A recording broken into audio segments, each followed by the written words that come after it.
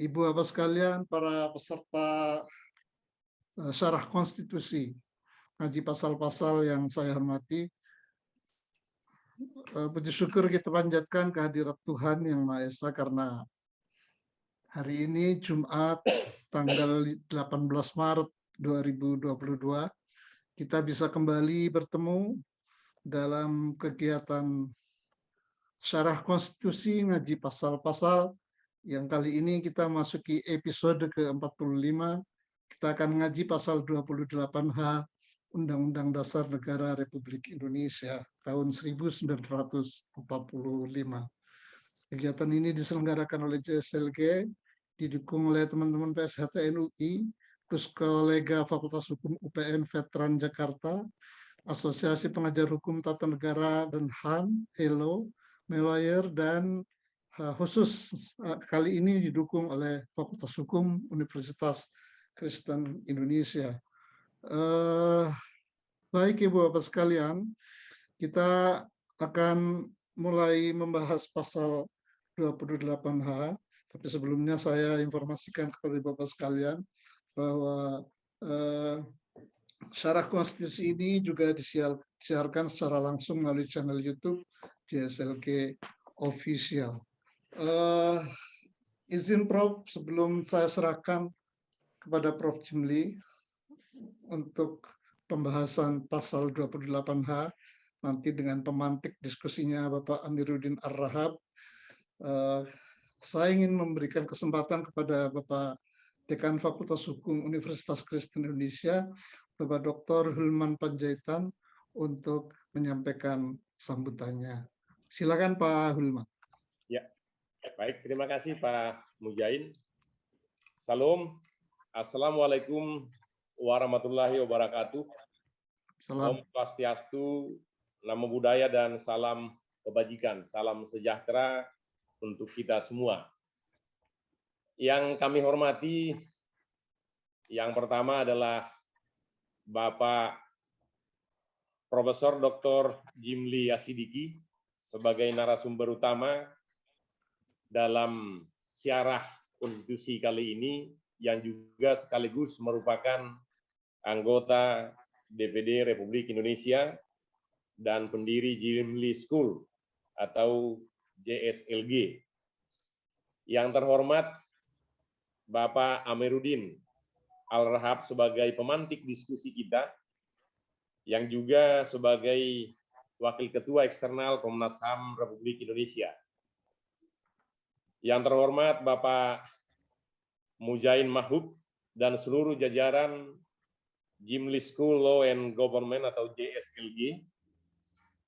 Yang terhormat para dosen di lingkungan Fakultas Hukum Universitas Kristen Indonesia, dan Bapak Ibu peserta hadirin serta saudara-saudara, adik-adik mahasiswa kami yang kami banggakan. Puji dan syukur kepada Tuhan atas segala berkat dan karunia-Nya kepada kita semua, sehingga kita pada hari ini masih diberi kekuatan dan kesehatan dalam mengikuti syarah konstitusi, khususnya ngaji pasal 28H Undang-Undang Dasar Negara Republik Indonesia tahun 1945. Syarah konstitusi ini merupakan suatu kegiatan yang dimaksudkan sebagai sarana diskusi untuk memahami dan menjelaskan perihal dan sekitar Undang-Undang Dasar Negara Republik Indonesia tahun 1945 yang oleh Jimli School secara roadshow telah dilakukan di beberapa perguruan tinggi. Dan kali ini di Fakultas Hukum Universitas Kristen Indonesia. Selain itu, pelaksanaan syarah konstitusi ini merupakan realisasi dan atau implementasi dari MOU yang pernah atau sudah ditandatangani antara Fakultas Hukum Universitas Kristen Indonesia dengan JSLG. Perlu kami sampaikan bahwa pelaksanaan kegiatan ilmiah seperti ini bukanlah kali yang pertama dilaksanakan kerjasama antara Fakultas Hukum Universitas Kristen Indonesia dengan JSLG. Ini sudah kami mencatat sudah kali yang ketiga Prof. Jimli memberikan kuliah atau pemahaman pencerahan di lingkungan Fakultas Hukum Universitas Kristen Indonesia. Ya, kami sampaikan ucapan terima kasih kami kepada Prof. Jimli yang selalu setia memberikan pemahaman dan sebagai narasumber di Fakultas Hukum Universitas Kristen Indonesia. Selain kegiatan ilmiah seperti ini, realisasi dan implementasi kerjasama antara Fakultas Hukum Universitas Kristen Indonesia dengan JSLG adalah melalui penyelenggaraan pelatihan yang dulu rutin dilaksanakan, yaitu pelatihan kursus auditor hukum, ya, untuk perolehan sertifikat auditor hukum. Siara konstitusi seperti ini sebagai kegiatan rutin yang dilaksanakan oleh JSLG merupakan yang sangat penting dan bermanfaat khususnya bagi kalangan sivitas akademika untuk memahami secara tuntas terkait materi dari Undang-Undang Dasar Negara Republik Indonesia tahun 1945. Oleh karena itu, izinkan kami atas nama Fakultas Hukum Universitas Kristen Indonesia menyampaikan terima kasih yang sebesar-besarnya kepada JSLG dan Prof. Jimli Asidiki yang memberikan kepercayaan kepada Fakultas Hukum dalam ikut menyelenggarakan siarah konstitusi kali ini. Di akhir kata, kami sampaikan selamat berdiskusi, dan mari kita pergunakan momentum ini untuk berdiskusi lebih dalam lagi dengan narasumber terkait pemahaman kita atas Undang-Undang Dasar Negara Republik Indonesia tahun 1945. Sekian dan terima kasih. Kami sampaikan kembali kepada Pak Muhain. Baik, terima kasih Pak Dr. Hilman Panjaitan selaku Dekan Fakultas Hukum Universitas Kristen Indonesia. Luar biasa ini Prof, pesertanya sudah 278 orang dan akan terus bertambah. Kelihatannya UKI sangat serius mengerahkan sivitas akademikanya. Terima kasih sekali lagi. Dan saya langsung menyerahkan forum ini kepada Prof. Jimli. Setelah hadir di tengah-tengah kita juga Bapak Amiruddin Ar-Rahab yang nanti akan menjadi pemantik diskusi. Saya serahkan Prof. Silakan Prof. Baik, terima kasih banyak. Ya, Pak Hulman, apa kabar? Baik, Prof. Apa kabar, Prof? Nambah mahasiswa enggak tahun ini? Nambah, Prof. Puji Tuhan, iya. Iya, Prof. Wah, ada Pak Nelson juga itu. Ada, Pak. Nelson Simanjuntak ada. Kalah. Dia nggak mau kalah dia dengan apa namanya Panjaitan. Iya. Iya, Pak. Iya, Prof. Baik, jadi terima kasih atas kehadirannya dan saya ucapkan terima kasih juga kepada Pak Amiruddin. Pak Amiruddin ini apa ya? Simanjuntak apa? Ar-Rahab. Panjaitan itu, Prof. Kalau saya kan Sida Butar saya. Iya. Dan lupa kan sudah diangkat oleh apa itu adat di Samosir. Iya, iya. Dan tahu dia itu. Ini Sida Butar ini lebih tinggi sedikit dari Simanjuntak.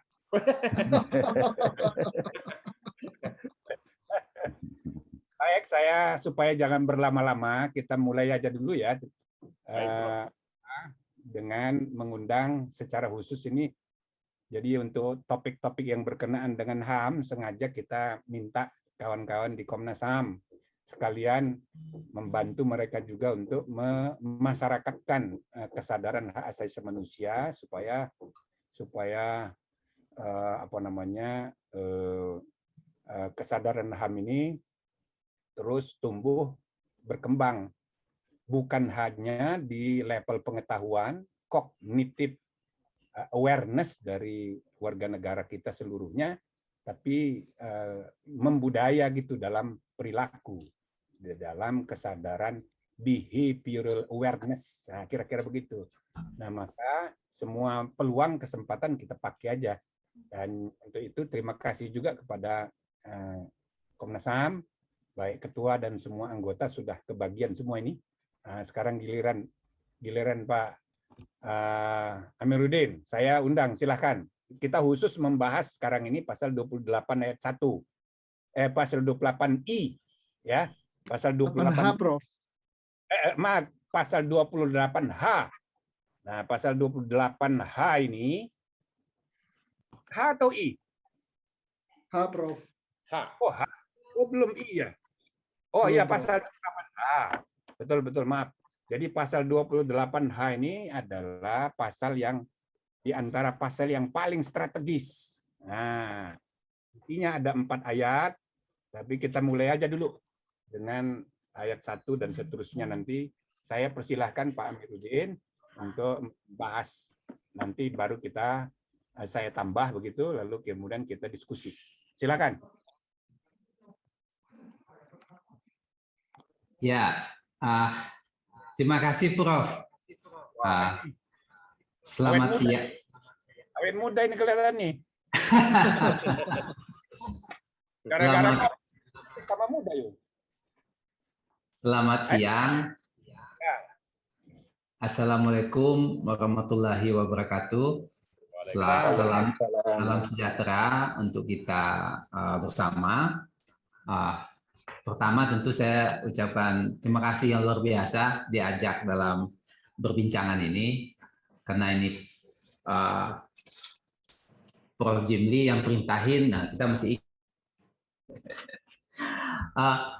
Baik Ibu Bapak semua yang saya hormati, Prof. Jimli, Pak Panjaitan dari Fakultas Hukum ya, UKI, juga Ibu Bapak semua dan saudara yang ikutin ini. Ya. Tentu topik ini sangat menarik, penjelasannya bisa sangat panjang karena isinya juga banyak di pasal ini. Tetapi saya berupaya membagi penjelasan saya atau unek-unek saya di sini ke tiga bagian ya. Nah, mudah-mudahan nanti Ibu Bapak semua yang saya hormati, saudara sekalian, apa yang saya sampaikan ini bisa menjadi menambah upaya kita untuk mendalami konstitusi kita ini. Nah, pertama, Ibu Bapak semua, saya sangat berbesar hati diundang di sini karena memang sudah lama juga saya mencoba memikirkan satu hal. Karena masih banyak Prof. Jimli, saudara kita, baik di birokrasi maupun di yang lain, para politisi itu menyampaikan bahwa selalu kerap mengatakan wah hak asasi manusia itu kan asing, titipan asing lah, macam-macam begitu. Nah, dengan kesempatan ini, misalnya yang baik ini, saya terima kasih sama Prof. Jimli bahwa hari ini sesungguhnya kita dalam membicarakan hak asasi manusia di Indonesia adalah membicarakan perintah konstitusi. Jadi tidak ada lagi itu argumentasi yang mengatakan atau pendapat-pendapat yang mengatakan hak asasi manusia itu asing lah, hak asasi manusia itu kepentingan asing lah, nggak ada. Kenapa? Dengan adanya pasal 28 ini dengan seluruh ayatnya ini, kita di Indonesia sejak pasal ini masuk pada konstitusi, hak asasi manusia adalah kewajiban konstitusi kenegaraan. Nah, oleh karena itu saya ingin sampaikan pada kesempatan ini pandangan-pandangan yang mengatakan bahwa hak asasi manusia hanya menjadi urusan Komnas HAM juga keliru. Hak asasi manusia adalah kewajiban semua institusi negara untuk melaksanakan. Nah, dengan dasar berpikir seperti ini, saya rasa hak asasi manusia ini di Indonesia akan mendapat perhatian yang lebih serius. Kalau tidak, ya kita tidak akan mengalami perkembangan yang berarti. Nah, yang kedua dalam bagian ini juga saya ingin sampaikan bahwa mungkin ini tantangan kita 20 tahun ini belum memuaskan. Saya rasa ke depan mesti ditempatkan dalam kerangka berpikir seperti ini, bahwa saya berpikir ya, dengan adanya pasal 28 ini, dari semua ayatnya ini A sampai ZJ ini, langkah kita yang paling utama itu semestinya seluruh undang-undang sebelum ada pasal di konstitusi ini, semua undang-undang dan undang-undang yang akan dibuat semestinya diacu ke pasal 28 ini. Kenapa? Karena dia mewajibkan hak asasi manusia mesti menjadi norma utama dalam membuat undang-undang, karena konstitusi memerintahkannya begitu.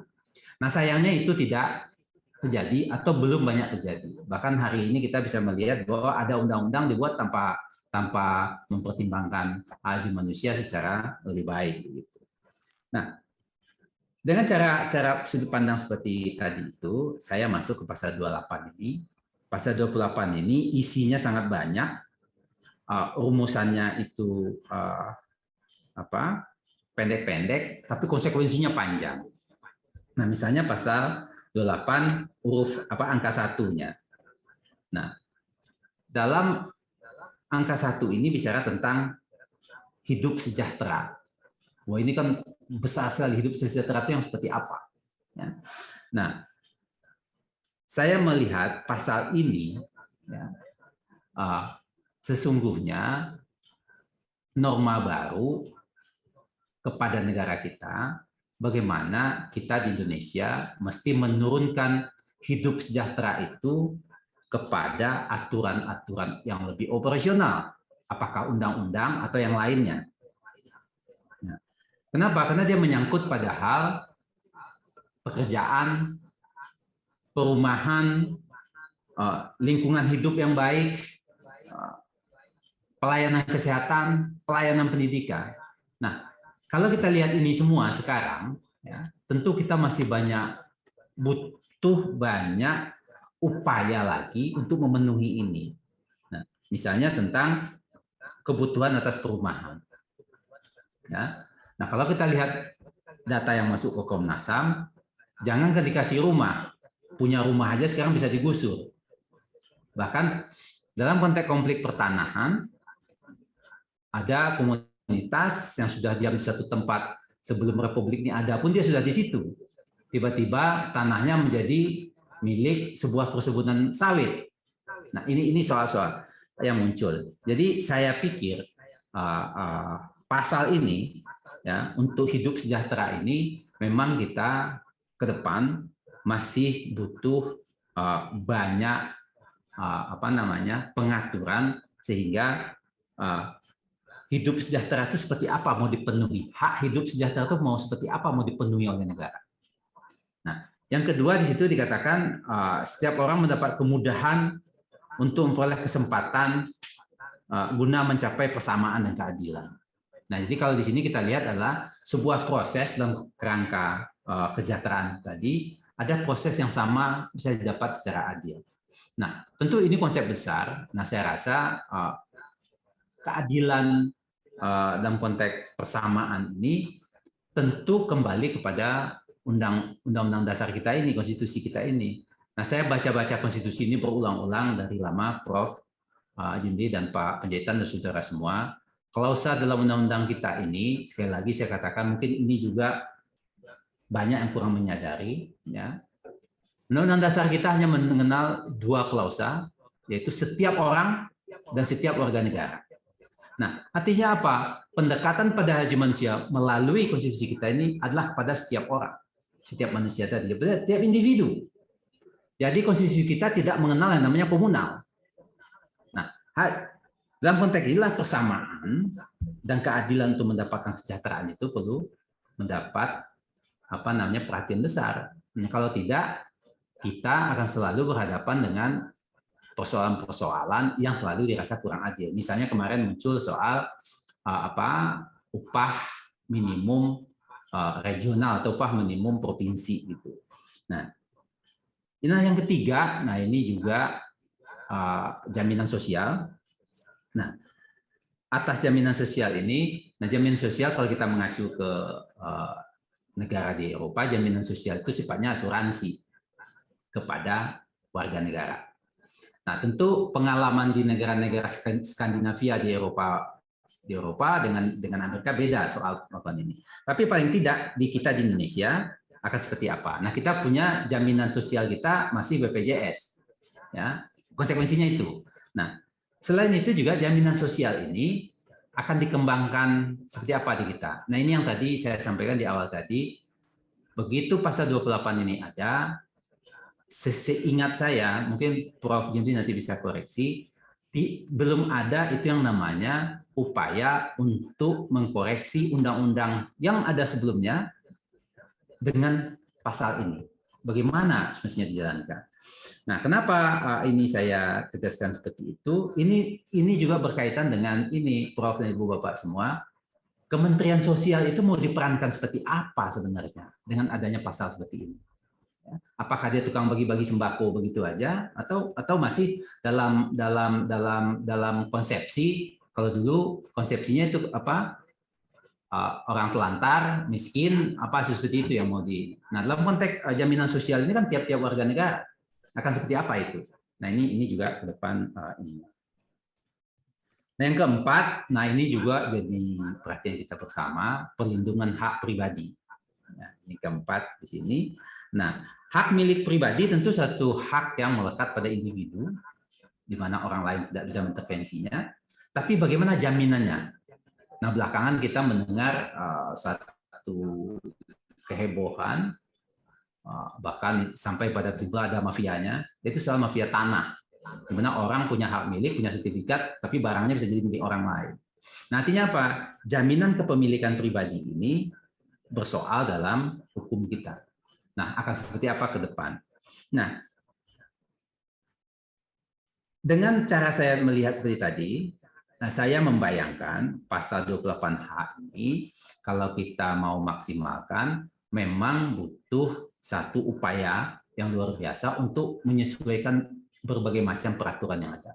Kalau tidak, dengan sangat dengan maaf saya ingin sampaikan, hak ini sulit untuk dijalankan dengan tidak sinkronnya antar peraturan.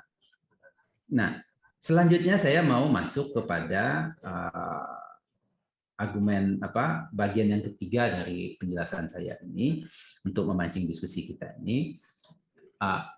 Pasal 328H ini karena ada sekuen waktu yang terbalik. Nah, ini mungkin juga bisa kita koreksi sama-sama. Jadi begini, sebaliknya. Norma di dalam konstitusi kita ini dibuat tahun 2000 dan bahkan setelah 2000, pasal 28H ini sebagian besar diubah pada perubahan kedua, itu artinya tahun 2001-an. Ya. Nah, sementara pasal ini bunyinya hampir bersamaan dengan bunyi pasal dalam Undang-Undang Nomor 39 tahun 99. Ya, jadi Undang-Undang 39 sebagai operasional di bidang hak asasi manusia yang lebih detail, ya, lebih duluan dibuat dari pasal dalam konstitusi. Nah, sehingga ke depan saya pikir ini mesti ada penyesuaian-penyesuaian baru seperti itu. Nah, dalam Undang-Undang 39 ini termasuk ke dalam satu bab tersendiri, yaitu bab ke-7 tentang hak atas kesejahteraan. Ya, isinya hampir sama dengan yang tadi, ya, jaminan tetap hak milik, bahwa hak milik seseorang tidak boleh dirampas begitu saja, ya kan?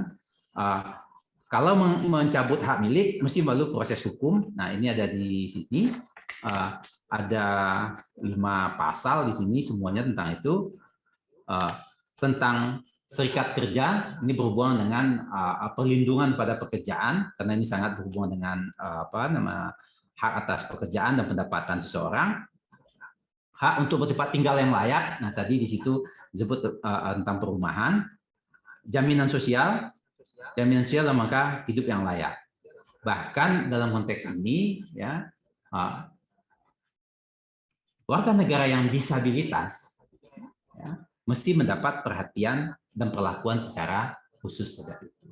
Nah, kita memang dalam konteks disabilitas ini di Indonesia sudah mulai ada perhatian. Nah, bahkan sekarang dibentuk, ada undang-undangnya, ada komisinya sendiri. Nah, itu tentu ini satu langkah maju, tapi bagaimana dia dipenuhi nanti semua, tentu masih jadi PR kita bersama. Nah, selain itu apa dalam konteks hak atas kesejahteraan ini, itu tentang perlindungan bagi warga negara yang sudah senior. Itu kalau di sini disebut berusia lanjut gitu. Nah, ini juga akan jadi soal kita. Nah, selain itu Undang-Undang 39 tahun 99 dan tadi di dalam pasal 28H itu sandaran utamanya baru kita ratifikasi menjadi undang-undang kita tahun 2005. Nah, jadi norma dasarnya itu ada di dalam undang-undang ratifikasi ini, yaitu hak sosial, ekonomi, dan budaya. Nah, kalau kita perhatikan prosesnya ini, saya ingin sampaikan di dalam Undang-Undang Nomor 11 tahun 2005 tentang ratifikasi hak sosial, ekonomi, dan budaya. Nah, di situ rinci sekali apa yang mesti disiapkan oleh tiap-tiap negara yang telah meratifikasi ini, konvensi ini, sekaligus di kita sudah menjadi norma konstitusi kita, yaitu berhubungan dengan upaya-upaya yang sifatnya sampai pada teknis gitu ya. Bagaimana negara bisa mempersiapkan aparaturnya, bagaimana instrumen-instrumen operasionalnya mesti disiapkan. Nah, misalnya tentang perumahan yang layak. Nah, perumahan yang layak itu ukurannya apa? Nah, kalau kita lihat di Jakarta hari ini atau di kota-kota besar di kita, orang tinggal di tempat yang sempit, sanitasinya buruk, menjadi tempat penyakit menular, yaitu demam berdarah, malaria, macam-macam gitu. Nah, itu mesti jadi perhatian negara. Nah, sementara ini di kita yang menjadi tantangannya. Nah, begitu juga soal pendidikan ya, dan pelayanan kesehatan. Bagaimana di wilayah-wilayah, kalau istilah terbaru kita hari ini, wilayah terdepan, terpencil, terluar. Kalau dulu daerah terbelakang namanya. Jadi macam-macam istilahnya. Nah, kenapa saya sampaikan teknisnya menjadi perhatian dalam kewenangan ini? Artinya apa? Banyak kita di daerah, ini juga suatu persoalan hari ini, daerah itu kekurangan guru di beberapa daerah. Tapi di daerah yang lain guru bertumpuk. Nah, sehingga apa? Ketimpangan terjadi dalam konteks itu. Nah, kalau kita bicara tentang hak atas kesejahteraan, tentu dunia pendidikan atau fasilitas pendidikan dan konteks ekonomi, sosial, dan budaya, yaitu dia mesti terjangkau dan menjangkau. Artinya kalau kemampuan warga negara tidak bisa mencapai, negara yang harus datang menjangkaunya. Nah, itulah program-program, bunyinya ada hari ini disebut afirmasi, tapi afirmasi itu seperti apa prakteknya? Itu juga yang berhubungan dengan hak atas kesehatan.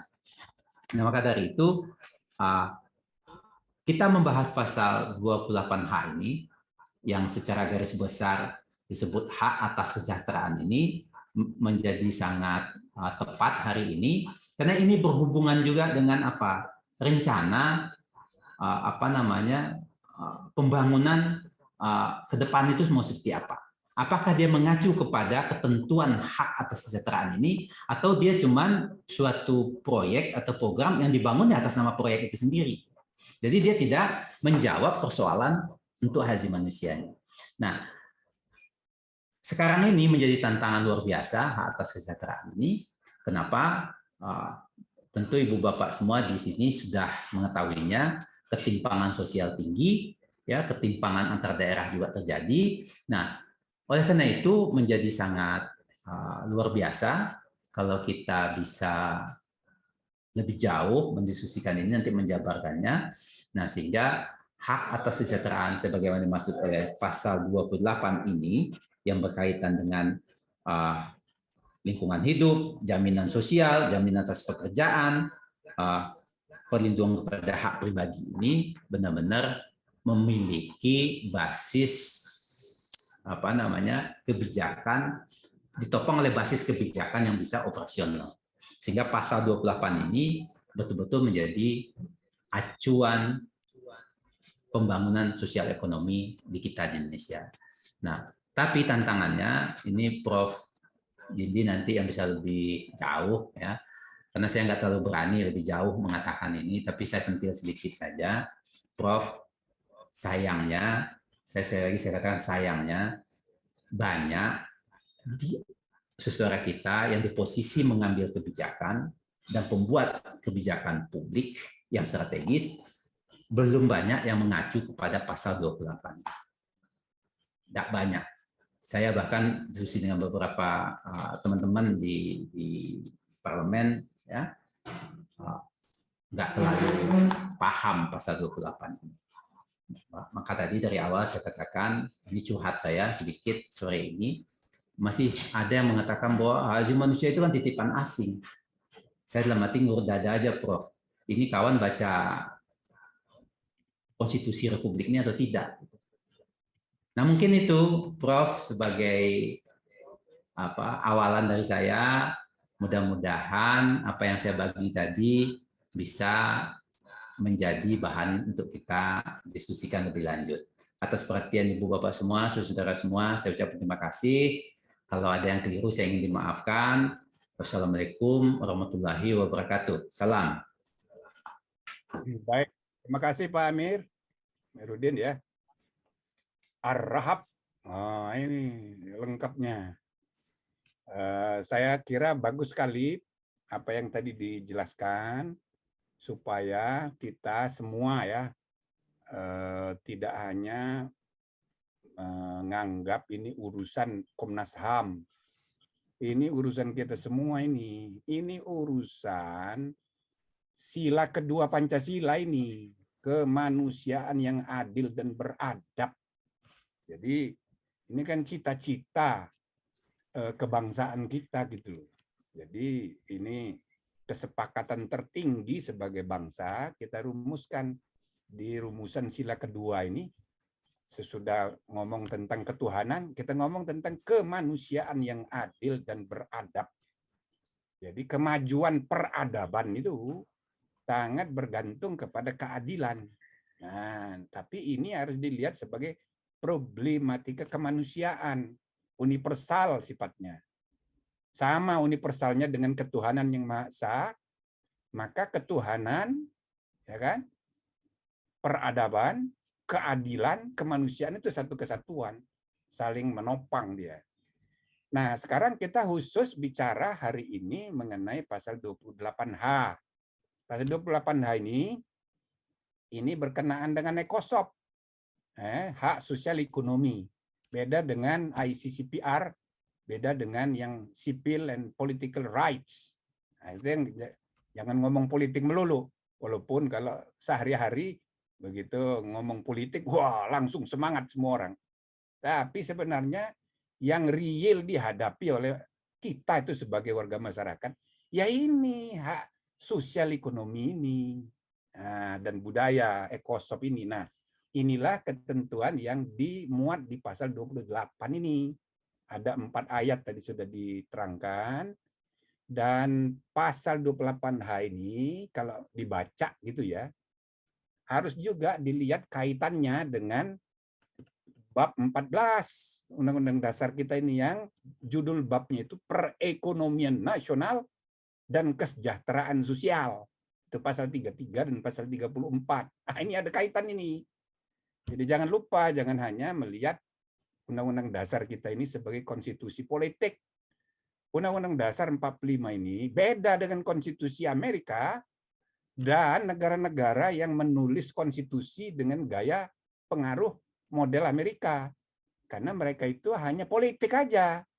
Ya, maka itu namanya kayak K.C. Ware bilang, kemudian para sarjana yang lain menyebutnya political constitution. Nah, kita ini enggak. Kita di samping political constitution, Undang-Undang Dasar 45 juga economic constitution. Nah, itu tercermin di ketentuan HAM ekosop ini dan juga di bab tentang perekonomian nasional dan kesejahteraan sosial. Kita adalah negara social welfare state, bukan sekedar welfare state. Ya.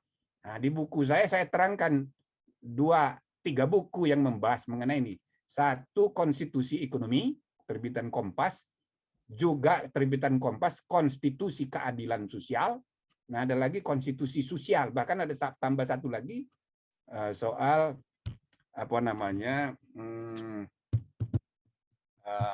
konstitusi biru, green constitution. Karena di sini juga dibahas mengenai hak atas lingkungan hidup yang baik dan sehat. Nah, jadi Undang-Undang Dasar kita ini bercorak ya, hijau, green constitution.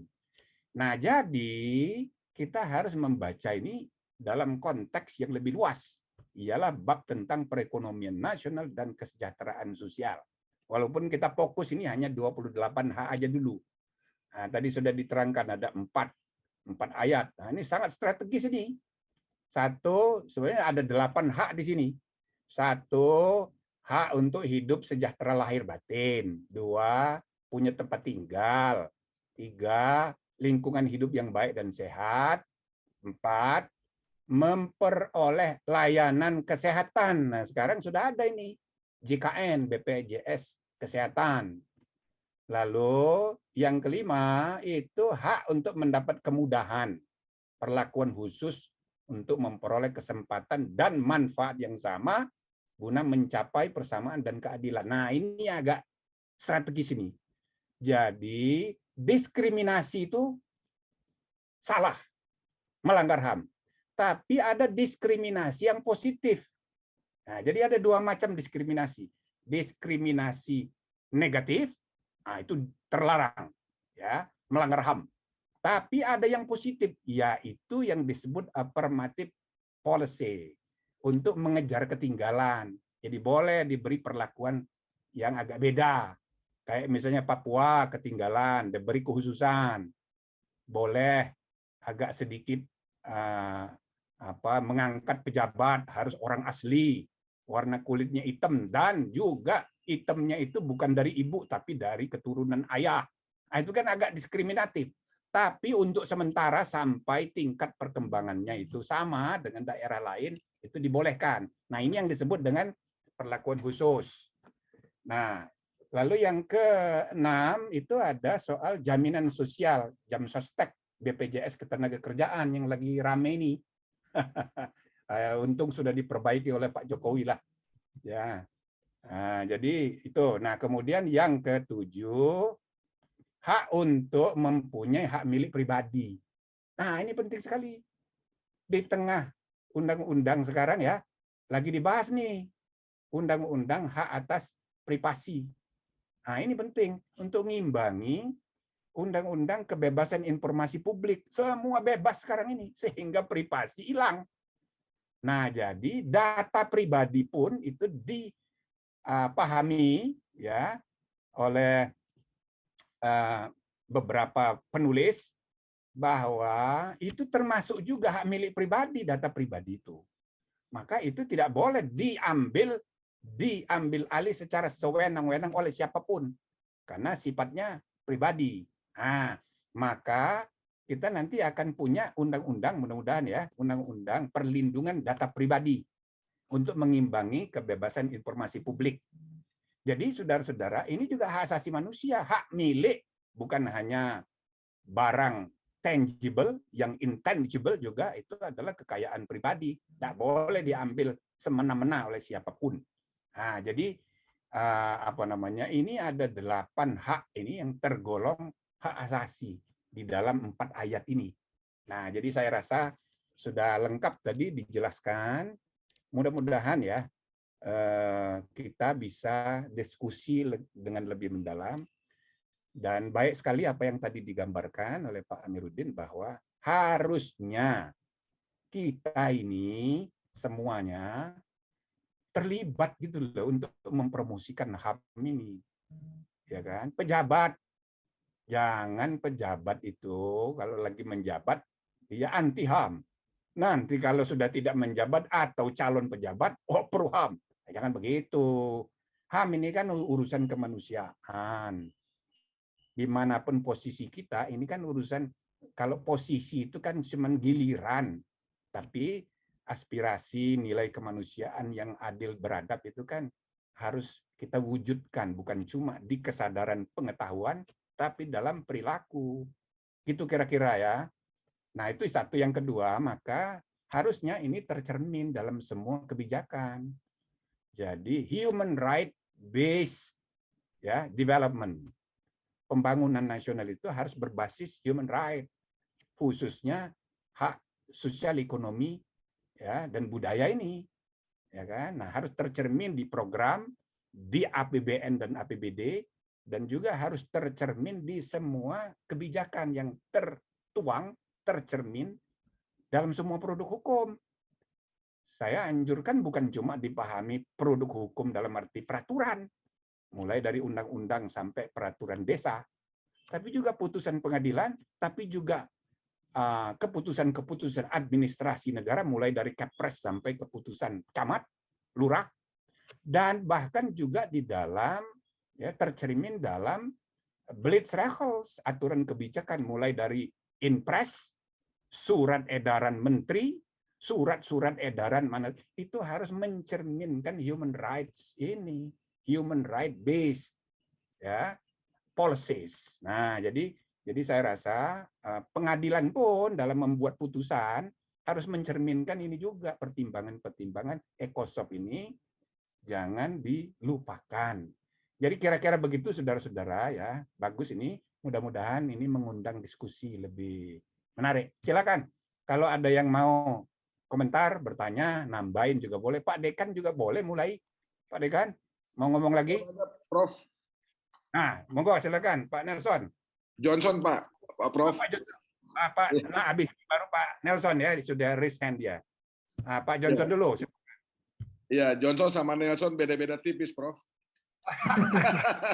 Jadi kalau bicara human right, menurut saya tadi bagus sekali. Human rights juga beda-beda tipis, sama orang pengen kaya, kan begitu, Prof. Loh, ini sudah meninggalkan dunia hitam sama sekali rupanya. Iya, Prof. Sudah tamat, Prof. Tamat ya? Iya, tamat. Saya menyusul. Nah, sekarang tinggal bersinarnya aja, Prof. Jadi kalau udah meninggalkan dunia hitam, saya tinggal menunggu bersinarnya, Prof. Izin. Iya. Jadi terima kasih Prof dan Pak Amiruddin, di mana memang saya pikir kalau melihat sejarah berdirinya bangsa Indonesia, kalau menurut mata saya memang agak slow dalam hal human right. Tadi saya sepakat sekali dan sangat banyak pencerahan yang saya terima. Tapi Prof bicaranya tadi sangat bagus sekali mengenai undang-undang, Kepres, sampai ke camat, sampai pun ke pengadilan. Jadi memang kalau kita lihat pemilu kita kan itu kan banyak sekali bendera-bendera ya Prof ya. Ada yang merah, ada yang biru, ada yang kuning. Saya melihat di situ ada handicap Prof di dalam hal pengaturan di dalam pemilu, sehingga orang-orang yang duduk di dalam pemerintahan, eksekutif ataupun yang lain, itu sangat jelas membawa warna-warnanya. Nah, Prof, saya minta maaf Prof, saya agak pesimis bicara mengenai hak asasi manusia di Indonesia. Saya mohon maaf sekali lagi, karena memang ini bicara mengenai dari hati nurani. Karena kalau setiap individu di dalam rumah tangga, kalau kita sudah diajarkan untuk bagaimana berhak asasi manusia, rasanya semuanya aman. Tapi mungkin Prof, emang ada penciptanya Prof. Itu saja dari saya. Mungkin ada penciptanya supaya ada mainan baru lah Prof. Terima kasih. Assalamualaikum Prof. Buat rame aja Prof. Nah ini golongan pesimis. Ada ininya, ada alasannya. Nah, monggo yang kedua. Pak Nelson. Terima kasih, Prof. Iya, terima kasih, Prof. Habis Nelson baru Bu. Dari diskusi siang ini, terima kasih untuk Prof sudah memberikan penjelasan, demikian juga tadi dengan yang dari Komnas HAM, juga berterima kasih kepada Pak Hulman sebagai Dekan Fakultas Hukum yang telah juga mengundang kami, para pengajar, untuk mengikuti diskusi yang sangat luar biasa, bermanfaat menurut saya. Anda ini jadi sekarang ya? Ya, Prof. Sudah jadi Saduki sekarang. Iya, saya sudah belajar untuk mengajar, Prof. Di Fakultas Hukum? Iya, Prof. Iya, Prof. Ya. Ya. Padahal ini insinyur. Dulu waktu mau masuk Fakultas Hukum, saya larang dia. Saya bilang insinyur kalau masuk Fakultas Hukum bahaya. Jadi nanti tukang rekayasa hukum nanti. Nah, ya, terus. Baik, Prof. Jadi saya menangkap bahwa sebetulnya pasal 28H ini menjadi sudah menyangkut sebenarnya semua hak asasi manusia, termasuk hak politik dan juga hak yang lain, karena juga sudah menyebutkan di sini sebagai hak untuk hidup sejahtera lahir dan batin. Saya pikir itu sudah mencakup semuanya. Tapi dari penjelasan Prof saya bisa menangkap bahwa bagaimana mewujudkannya adalah pertama bahwa negara ini membutuhkan kebijakan politik dan hukum yang benar-benar bijak, ya Prof ya. berpihak kepada warga negara yang paling tidak berdaya. Itu yang tadi Prof sampaikan sebagai suatu affirmative action atau afirmatif politik. Nah, sebagaimana kita tahu, kita persoalkan sebetulnya dalam negara ini adalah ada dua jenis warga negara dari segi kesejahteraan. Ada warga negara yang sangat sejahtera, tapi ada negara yang sangat miskin. Nah, persoalannya kan yang sangat miskin ini. Saya yakin bahwa banyak di para pejabat di negara ini ingin membuat kebijakan yang betul-betul bijak. Tapi saya yakin bahwa itu pasti akan mendapat tantangan dari para warga negara yang sudah sangat sejahtera itu. Mereka ingin kemapanan. Oleh karena itu, Prof, saya berpikir bahwa salah satu yang paling penting juga adalah bagaimana mendorong supaya muncul kesadaran di semua warga negara kita, terutama mereka yang sudah sangat sejahtera itu, supaya bisa berpikir bahwa kita ini benar-benar ada satu bangsa dan bersedia untuk bergotong royong bagaimana untuk mengimplementasikan sila kelima yang juga didasari oleh sila kedua yang sudah tadi Prof sampaikan. Nah, pertanyaannya kira-kira bagaimana caranya, Prof, supaya kita ini bisa betul-betul merasakan perasaan satu bangsa dan bersedia bergotong royong. Itu saya kira tantangan yang paling berat sekarang, Prof. Terima kasih, Prof. Oke. Silakan Ibu, apa tadi yang sudah tunjuk tangan? Ya, saya Prof, Ibu. Saya Morus, Prof, tenaga Morus pengajar, Prof. Sinasianipar. Ya.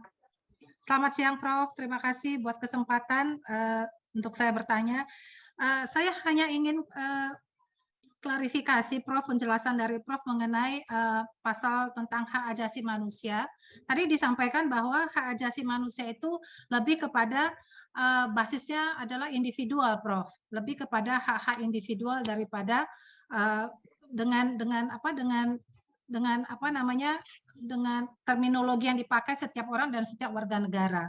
Nah, kalau ini kita lihat, kita hubungkan dengan pasal 1 ayat 2, Prof, mengenai kedaulatan rakyat, dan kita tahu kedaulatan rakyat itu kan basisnya Commonwealth dengan common interest. Rousseau mengatakan tidak ada private interest di dalam Commonwealth, common goods gitu ya, Prof, Commonwealth juga. Jadi saya sedang berpikir, Prof, bagaimana kita membaca hak asasi manusia di pasal 28 dengan basis individual dengan kedaulatan rakyat yang di pasal 1 ayat 2. Terima kasih banyak, Prof, untuk penjelasannya. Oke, ada lagi? Barangkali satu lagi. Itu Pak David Hutahian, Pak Prof. Siapa? Pak David. Oh, David. Silakan, Pak David. Di-mute dulu, Pak David. Mic-nya dihidupin dulu. Oke, ya. Terima kasih, Prof. Dan Pak Amiruddin tadi memberikan penjelasan yang cukup komprehensif tadi, luar biasa. Tapi selama di dalam perkuliahan sering kita mendengar pernyataan bahwa 1% warga negara menguasai potensi-potensi kapital negara ini yang dimiliki 99%. Bagaimana negara bisa memastikan terlaksananya pasal 33 ayat 3 itu? Negara menguasai bumi, air, dan udara yang dipakai untuk dipergunakan untuk sebanyak-banyaknya kesejahteraan masyarakat. Itu yang pertama, Prof. Yang kedua, tadi jaminan kesejahteraan sosial, negara yang menjamin kesehatan masyarakat, warga negara. Tetapi dengan adanya BPJS sekarang, yang non jaminan pemerintah negara, misalnya seorang ayah masuk menjadi anggota BPJS tidak menjamin keluarganya. Jadi harus juga menjadi anggota BPJS istrinya. Kalau anaknya ada 7, berarti harus 9 membayar. Nah, di mana ajas keadilannya di situ? Kira-kira demikian, Prof. dan Pak Amiruddin. Baik, kalau gitu kita jawab dulu ya, Pak Amiruddin, silakan. Atau ada satu lagi nih, Pak Sri Hutomo. Ya, Pak. Pak Sri Hutomo, ya. Selamat sore, Prof. Selamat sore, Pak Dekan, Pak Polta, Kantor PLT, dan para hadirin. Saya ingin penekanannya, Prof, kalau udah jadi pejabat, itu lupa anti-HAM. Ini berdasar pengalaman, Prof, boleh ya? Ya. Saya dulu di Kementerian Perindustrian, Prof. Pernah ketemu Prof kalau nggak salah tahun 2009-2010. Dirjen HAM. Nah, Oke. saya di bidang hukumnya. Sekarang saya mengajar di UKI. Nah, saya kemudian menjadi kepala bagian evaluasi produk hukum. Masalah HAM, saya masuk tim. Kan Undang-Undang HAM 3999 itu, kemudian eksekutif mendirikan di Dirjen HAM. Pada saat itu Profesor Agristuti. Profesor Agristuti kasih pelatihan-pelatihan dan sebagainya. Nah, kemudian setiap triwulan itu ada rancangan hak asasi manusia yang akan dimasukkan ke setiap kementerian. Memang yang banyak dulu ada polisi, kejaksaan, tenaga kerja. Nah, kemudian perindustrian, saya harus sosialisasikan Kementerian Perindustrian saat itu. Memang betul kata Prof, udahlah jangan seperti itu. Saya banyak untuk tidak habis-habisnya dan tidak bosan-bosannya mempopulerkan tentang HAM.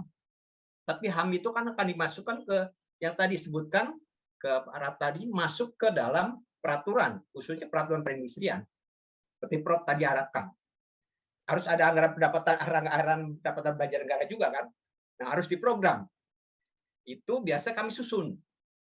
Kami susun karena nanti per triwulan Kementerian Hukum dan HAM, saya masuk tim kecilnya tadi, harus melaporkan perindustrian apa saja yang sudah dilakukan. Misalnya tentang ekonomi tidak berdiskriminasi, tidak ada bicara masalah yang lain-lainnya misalnya. Itu kami sudah lakukan. Apa saja persentasenya sudah kami lakukan. Hanya memang masih sedikit sekali pada saat itu ya. Kan tahu ya, saya sudah meninggalkan perindustrian tahun 2012, Prof, 2013. Nah, saya udah ada diklat dari Kementerian Hukum dan HAM. Ini mohon maaf nih Pak Dekan, harusnya Dirjen HAM ini dia sebagai actionnya di kementerian harus diundang nih harusnya supaya dia tahu sebetulnya. Diundang untuk sampai sekarang sampai mana? Kalau dulu saya hanya 2008, 2012 kacamatanya tadi. Kami tidak henti-hentinya untuk khusus monitoring tentang itu sudah diadakan atau tidak di Kementerian Perindustrian. Kalau tadi sebutkan memang kan itu undang-undang saja masuk eksekutif kan itu kan hasil dari ratifikasi kan dari luar kan. Ratifikasi buatkan undang-undang kebanyakan memang dari tenaga kerja. Buruh migran, sebagainya, kepolisian, kejaksaan. Nah, kementerian-kementerian lainnya belum banyak. Ini kami sudah habis diskusikan pada saat itu. Misalnya tentang UMKM, usaha menengah kecil menengah. Itu harus ada progresnya masuk ke undang-undang, kemudian ke SK menterinya. Kalau nggak akan bisa masuk eksekutif. Betul kata Prof tadi. Tidak bisa akan masuk berdasarkan tata urutan tadi. Hanya di dalam undang-undang saja. Nah, tentunya ada orang yang ingin mau membangun, kemudian mensosialisasikan itu di dalam bentuk aturan-aturan khususnya di Kementerian Perindustrian. Jadi memang mau tidak mau harus ada yang menggerakkan di dalam tadi. Nah, digerakkan di dalam tadi tidak cukup saja, tetapi juga komitmen daripada pimpinan. Itu saja, Prof. Terima kasih, Prof. Baik, terima kasih ya. Nah, jadi saya undang Pak Amiruddin dulu, baru nanti Pak Sahat, Tobing, Pak Henry kita undang ya, bertanya ya, supaya jangan kebanyakan dulu, nanti pertanyaannya nanti lupa, ya kan? Nah, cuma saya tambah sedikit, kemarin dulu saya diundang oleh KSP di apa namanya staf kepresidenan. Nah, membicarakan mengenai integrasi pembangunan hukum. Nah, jadi memang ini sudah sering dibicarakan, sudah 4 tahun karena memang terakhir 17 Desember 2019 itu janji kampanyenya Presiden. Sampai sekarang belum direalisasi. Nah, maka mereka merasa nanti digugat ini, janjinya Presiden ini. Nah, maka ada niat untuk dalam waktu segera gitu dibentuk itu badan perundang-undangan yang diharapkan mengintegrasikan semua kebijakan penyusunan peraturan perundang-undangan. Sekarang menurut Undang-Undang P3 ini kan adanya di Menteri Hukum dan HAM. Tapi selalu ada masalah aja dengan Seknek, Sekap, gitu-gitu loh. Koordinasi antar kementerian juga begitu. Nah, jadi maksud saya menceritakan ini untuk menggambarkan bahwa mau ada niatan untuk mengintegrasikan sistem pembentukan hukum. Nah, ini kayaknya sungguh-sungguh gitu. Ya. maka di dalamnya ada kesempatan kita untuk berkoordinasi, dalam hal ini Komnas HAM. Komnas HAM ini dengan Kementerian Hukum dan HAM saja, ini nggak begitu lancar ini komunikasi dan koordinasinya. Padahal eselon 1 di bidang HAM ini ada berapa ini? Di Kumham ada 2, di Deplu ada 1, sedangkan ada Komnas HAM, ada Komnas Perempuan, Komnas Anak, Komnas Manula. Nah, ini banyak sekali yang ngurus HAM ini. Gara-gara kebanyakan yang ngurus, jadi tidak terurus ini HAM ini. Gitu loh. Nah, jadi saya rasa saatnya memanfaatkan ini peluang untuk integrasi sistem pembangunan hukum supaya hukum kita berbasis HAM. Nah, gitu. Karena HAM kita ini banyak sekali. Salah satu konten terbanyak Undang-Undang Dasar kita sesudah reformasi. Ini urusan HAM ini, 28A sampai J. Maka saya selalu namakan Undang-Undang Dasar 45 pasca reformasi. Salah satu konstitusi paling modern di dunia. Nah, jadi ini sekedar informasi aja. Ya. Saya undang Pak Amiruddin jawab. Tadi ada berapa pertanyaan tadi? Ada 5 ya. 5 orang tadi. Silakan.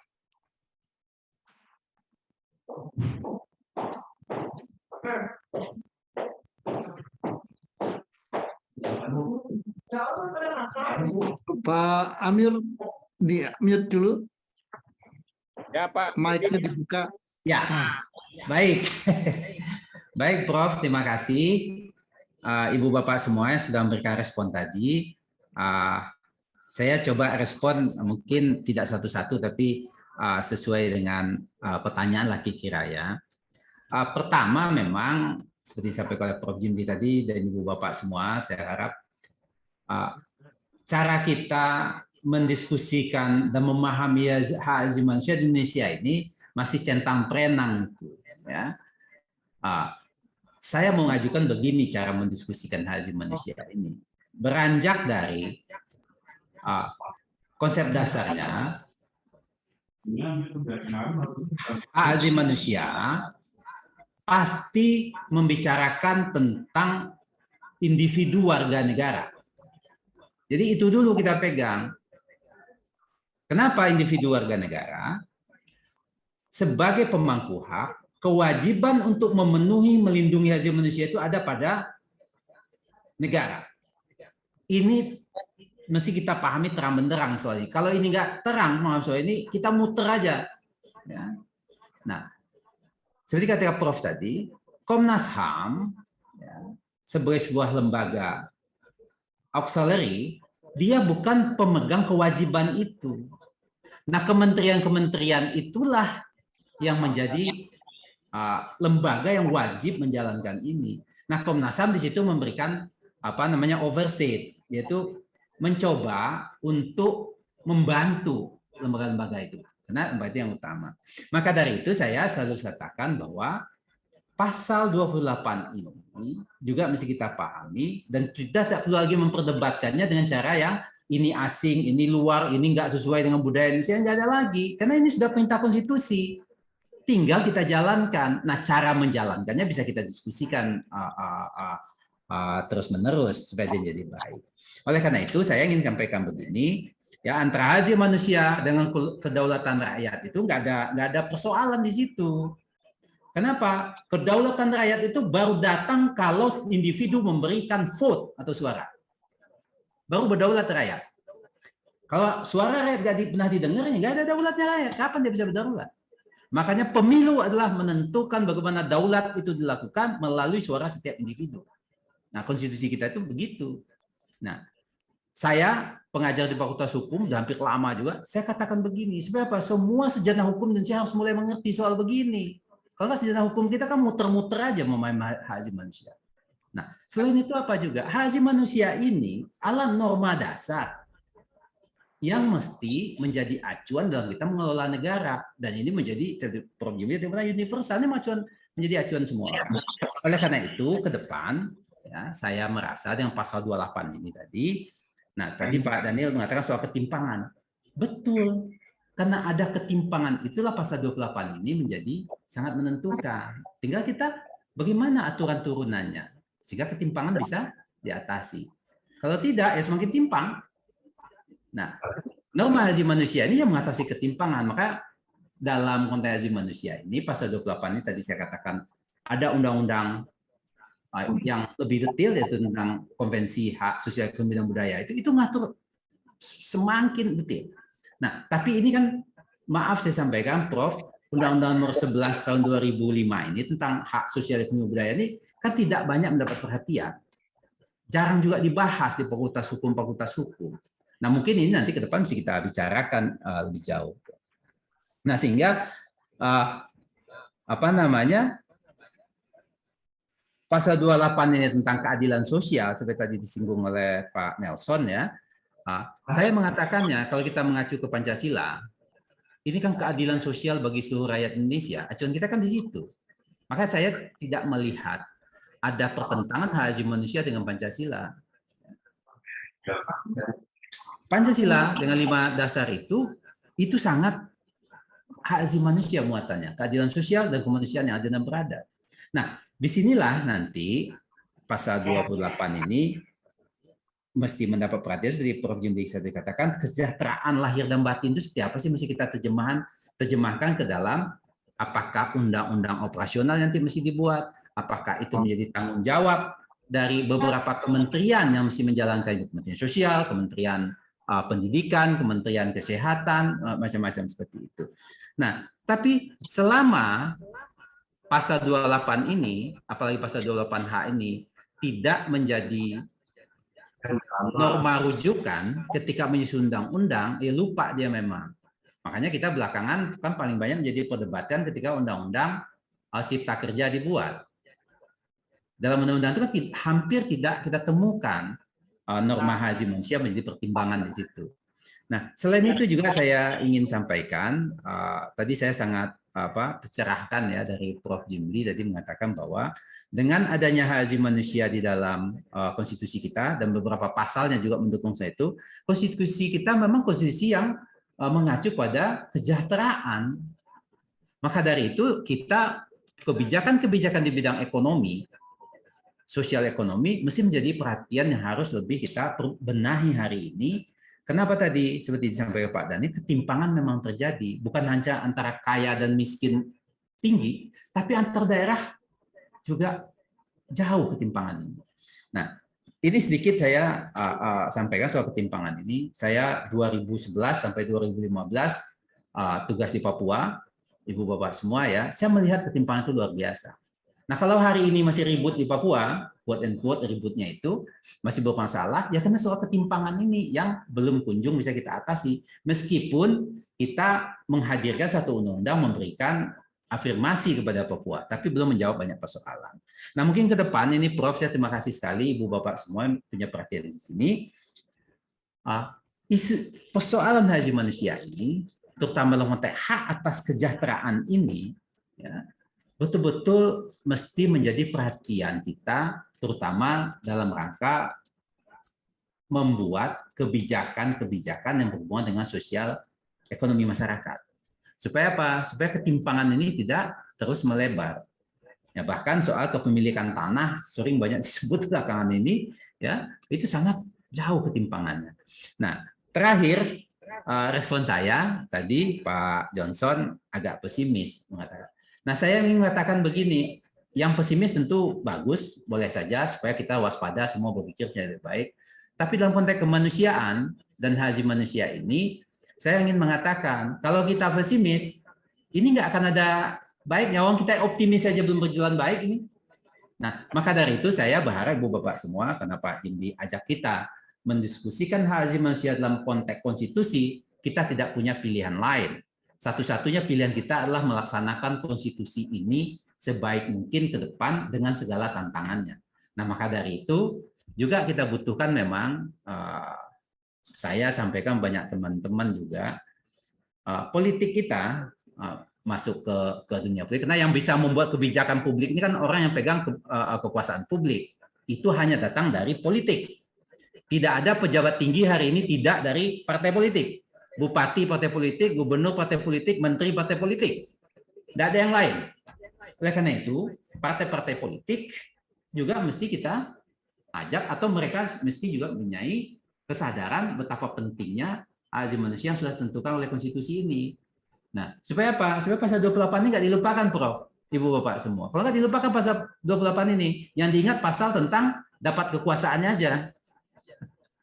Padahal ini konstitusi kita ini sangat, saya membacanya sangat besar perhatian pada peningkatan kesejahteraan sosial ekonomi. Sangat besar. Bapak pasalnya itu menjelaskan soal pendidikan, soal kesehatan, soal ekonomi, jaminan sosial. Ini soal kesejahteraan masyarakat. Jadi bukan soal pilih memilih presiden saja. Tapi kalau partai politik hari ini kurang memperhatikan pasal 28, yang memang seperti kata Pak Johnson tadi, ya, kita menjadi pesimis. Tapi saya mau mendorong, marilah kita sama-sama optimis. Kan ini upaya kita terus-menerus, karena memang nggak mudah untuk menjadikannya nyata. Saya pikir mungkin begitu respon saya, sehingga pasal Undang-Undang 39 tentang hak asasi manusia juga tidak dipahami sebagai undang-undang sektoral. Kadang belakangan kan begini, Prof, disampaikan ke saya. Undang-Undang 39 itu kan ya urusan Komnas HAM lah itu. Tapi saya kata Undang-Undang 39 itu Undang-Undang Negara Republik Indonesia. Di situ dikatakan salah satu pasalnya yang wajib memenuhi hak asasi manusia itulah pemerintah dan negara. Nah, itu kewajiban pemerintah negara, sama kewajiban kamu sebagai bupati, kewajiban Anda sebagai pejabat di provinsi juga. Bukan kewajiban Komnas untuk memenuhi hak yang dimaksud di situ. Nah, jadi inilah dinamikanya hari ini. Nah, mudah-mudahan dengan kita diskusi ini, saya dapat masukan, Ibu Bapak juga dapat perspektif, sehingga hak asasi manusia berat memang, tapi bisa kita terus-menerus upayakan. Demikian, Prof, Ibu Bapak semua. Terima kasih. Nah, jadi Pak Poltak, ya bukan Poltak tadi, yang pesimis tadi siapa tadi? Johnson, Prof. Johnson, ya ini Pak Johnson. Jadi maksudnya jangan pesimis lah Anda itu, diajak untuk optimis terus. Nah, jadi saya udah komen tuh, Prof. Saya mau nambah sedikit, boleh, Prof? Boleh. Okay. Saya kalau ketemu Prof tuh senang banget, apalagi kalau direct. Waktu itu saya pernah diskusi sama Prof sedikit mengenai saya ingin untuk S3 untuk dibimbing sama Prof, tapi Prof bilang saya nggak punya waktu gitu loh, Prof. Maaf, Prof, bercanda ya, Prof ya. Oke. Pak Amiruddin, ya Pak Amiruddin, saya pikir saya harus menjadi pro konsnya, saya konsnya ya Pak Amiruddin, karena itu harus diciptakan, karena suka atau tidak suka bangsa kita ini sudah pemilu beberapa kali, presiden semuanya sudah dipilih berdasarkan asas macam-macam. Tadi konteks saya sebetulnya bukan pesimis. Saya sengaja membuat itu supaya kita melihat kenyataan. Ya, apa kenyataannya? Faktanya itu memang siapapun pemimpinnya, siapapun benderanya, the end of the day dia kembali ke warnanya gitu. Jadi sekali lagi izin Prof, minta maaf saya sama Pak Amiruddin ini supaya kita memang mempunyai dari from the bottom heart ya. Jadi kita dari hati kita paling kecil kita harus mensupport Prof. Terima kasih Prof. Assalamualaikum. Oke, jadi ya bagaimanapun nanti kan di minggu depan kita bahas pasal 28H di ayat terakhir kan dibilang 28H ayat 4. Perlindungan, pemajuan, penegakan, dan pemenuhan hak asasi manusia adalah tanggung jawab negara. Tapi ada koma, terutama pemerintah. Nah, gitu. Memang ada terutama pemerintah. Ya, tapi tanggung jawab negara itu maksudnya ya semua lembaga negara termasuk Komnas HAM. Komnas HAM itu dibentuk ya kan sebagai supporting system, tetapi dia satu-satunya lembaga yang berurusan dengan HAM. Dia dibentuk sejak sebelum reformasi. Lalu konten hak asasi manusia dalam Undang-Undang Dasar yang tadinya sebenarnya cuma 1 ayat HAM dalam Undang-Undang Dasar sebelum reformasi itu hanya pasal 29 ayat 2. Itu kemerdekaan menjalankan agama, ya kan? Kepercayaan dan beribadah menurut agamanya dan kepercayaannya itu. Cuman itu pasal HAM. Kalau pasal 28 yang asli itu baru berjanji.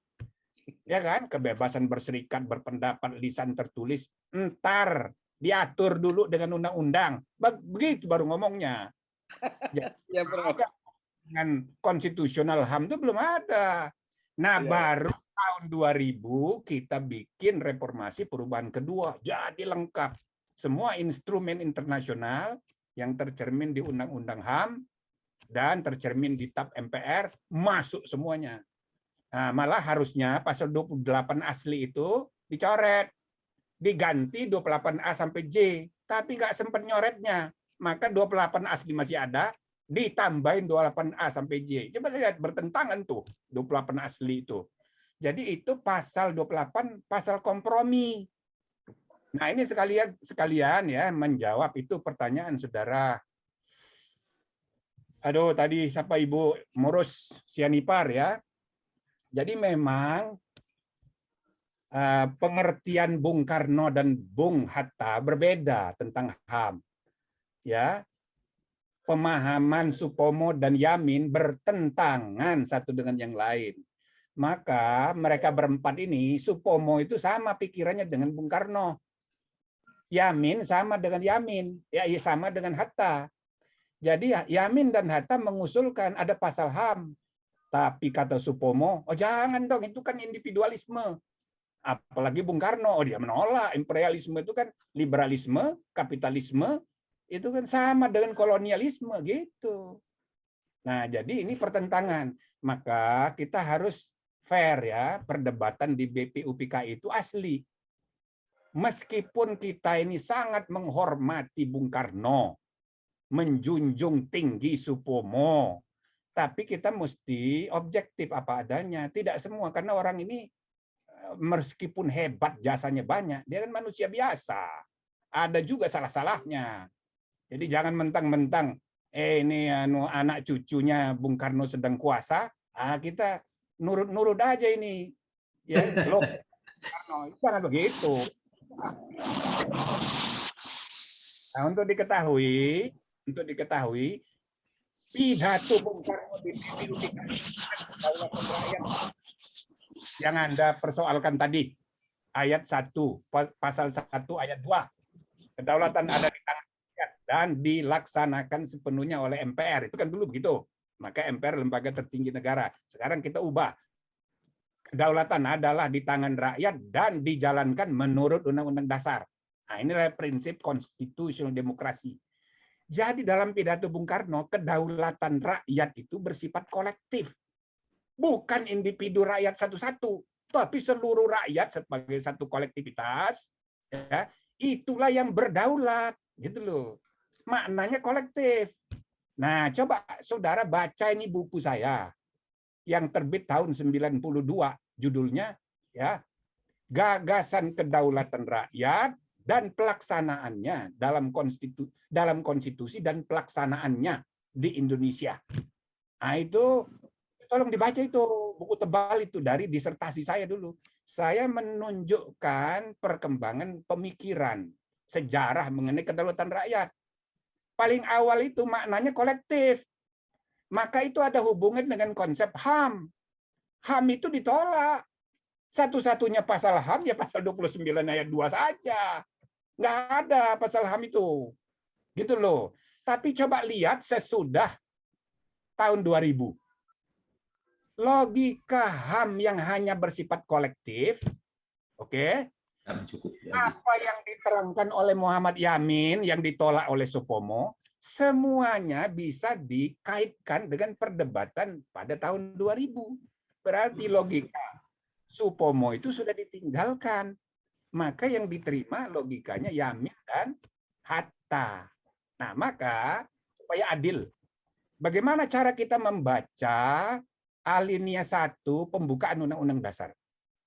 Kemerdekaan ialah hak segala bangsa. Nah, di dalam teori ada dua istilah, ya, independence, kemerdekaan, dan freedom. Freedom dikonotasikan individual freedom, independence dikonotasikan collective freedom. Padahal dalam filsafat, there is no independence without freedom, there is no individual freedom without collective independence. Ini saling mengisi. Nah, maka cara kita memahami konsep kemerdekaan, kemerdekaan yang kita impikan bukan cuman kolektif, tapi juga individual. Nah, maka sesudah HAM diterima bulan-bulan ini pada tahun 2000, maka terjadilah keseimbangan pengertian mengenai kedaulatan rakyat. Terjadilah keseimbangan pengertian tentang demokrasi. Nah, begitu. Ya, bukan hanya demokrasi politik, tapi juga demokrasi ekonomi, bukan hanya kedaulatan rakyat secara individual, tapi juga kolektif, bukan cuman kolektif independence, tapi juga individual freedom. Jadi seimbang. Nah, begitu. Jadi teksnya, penjelasan pembukaan Undang-Undang Dasar tidak berubah. Dan tidak boleh berubah. Karena itu tidak masuk objek perubahan konstitusi menurut pasal 37. Tapi cara kita memahami, menghayatinya, boleh berubah. Bung Karno pun berubah sesudahnya. Ingat, Supomo juga berubah. Itu ada buku yang saya tulis dengan tim mengenai Supomo. Ya, dia juga mengakui hak asasi manusia di kemudian hari. Maka ketika Supomo menjadi perumus konstitusi RIS, lihat aja pasal HAM banyak itu. Lebih banyak dari Undang-Undang Dasar 45. Yang nulisnya siapa? Supomo. Terus konstitusi Undang-Undang Dasar sementara tahun 50. Itu baik di preambul maupun di pasal-pasal ada pasal HAM. Berarti Supomo pun ya kan bergerak gitu loh, cara berpikirnya sama. Bung Karno juga begitu. Tapi kalau kita baca sejarah, lalu statementnya Bung Karno pada bulan Juli, pada bulan Mei dianggap mutlak, ya kan? Itu sama dengan kitab suci. Wah, susah kita maju ke depan. Jadi kita harus tidak boleh lupa sejarah, tapi kita tidak boleh lupa juga tentang impian masa depan yang banyak dinamikanya. Maka kalau saudara tidak usah dipertentangkan antara pengertian kolektivitas dari konsep kedaulatan rakyat dengan individualitas HAM. Dan bahkan HAM pun, ini kan ada hak kolektif juga. Misalnya budaya, identitas budaya, hak sosial budaya, itu kan kolektif. Pasal 18B tentang masyarakat hukum adat, nah itu kan makna kolektif juga. Nah jadi itu yang penting saya sarankan, tolong dijadikan referensi ya. Cuma memang susah itu nyari buku, saya sudah nggak ada lagi di toko buku itu. Cetak lagi, Prof. Nah, kalau mau kerjasama dengan Komnas HAM, boleh. Ya kan? Nah, Komnas HAM juga saya rasa kalau mau ya, kan lebih baik itu kolaborasi dengan Kementerian Hukum, Direktorat Jenderal HAM, misalnya gitu ya, dengan JSLG, dia bikin ini khusus kajian mingguan tentang hak asasi manusia ini, kayak begini ini. Kan kalau JSLG yang ngaji pasal-pasal ini kan semua pasal. Tapi kalau dengan Komnas HAM, kita batasi human right issue saja. Dengan melibatkan semua fakultas hukum seluruh Indonesia, dan juga misalnya kerjasama dengan Kementerian Hukum dan HAM, duitnya kan dia punya tuh. Atau bisa kerjasama dengan MPR juga. Duitnya hampir 1 triliun itu untuk sosialisasi. Nah, nebeng aja Komnas HAM dengan sosialisasi pasal-pasal HAM-nya Undang-Undang Dasar gitu loh. Jadi itu kan duit kita juga itu, cuma dikelola. Jadi Anda harus tiru saya, kasih tahu sama Damanik tuh, Ketua Komnas HAM. Dulu waktu saya jadi Ketua MK, modal saya kan cuma berapa? Cuma 3 kertas. Kertas Undang-Undang Dasar, kertas Undang-Undang, kertas Kepres. Lalu begitu kita diangkat, sudah ada 13 perkara yang harus ditangani. Jadi saya bagi tugas 8 hakim, saya bilang, tolong ya kalian, wakil ketua, Anda fokus tangani perkara. Saya ini, karena ini kita masih baru ini, segala macam belum ada, saya fokus untuk membangun institusi. Nah, jadi prinsip saya, semua gedung punya kita. Gedung Republik Indonesia punya kita. Tinggal bagaimana cara komunikasi minjemnya. Maka kita sidang di MPR, sidang di RRI, sidang di Mabes Polri, gitu-gitu loh. Yang kedua, semua pegawai Republik Indonesia, pegawai kita juga, tinggal cara minjemnya. Lalu saya telepon Yusril. Yes, berapa anggaran yang udah disiapkan? Aduh, ini kan bulan Agustus. Pak Jimli, kenapa? Maksudnya apa? Lah ya anggaran perubahan sudah nggak ada, belum disiapkan, nggak sempet. Karena MK ini berdirinya itu tanggal 15 Agustus 2003. Sialan kalian ini, kok nggak disiapkan, saya bilang. Ya kan? Jadi, ya tapi kan Pak Jimli kan udah pengalaman cari sendiri duit anggarannya.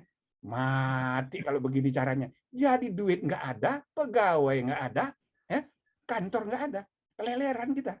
Maka MK itu pertama, tahu nggak di mana tempatnya? Bulan pertama di hotel. Di hotel apa itu? Yang di Santika itu. Itu pun 9 hakim, tahu nggak?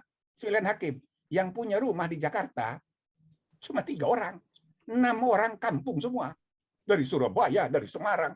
Aduh, saya bilang bagaimana ini? Maka saya kontraklah 3 bulan, 6 kamar di Hotel Santika, dengan iming-iming. Ini lembaga negara bisa memecat presiden. Jadi bayarnya belakangan. 6 bulan lagi saya bilang. Jadi, nah, sekarang saya Komnas HAM kalau ada nanti saya bantu. Bagaimana caranya?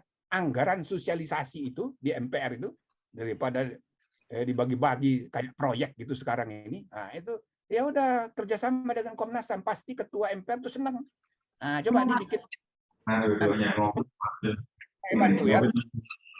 Jadi saya rasa begitu cara ininya. Nah, terus yang terakhir saya hanya tambah aja ya dari apa yang tadi sudah dijelaskan, yang sudah saya singgung tadi.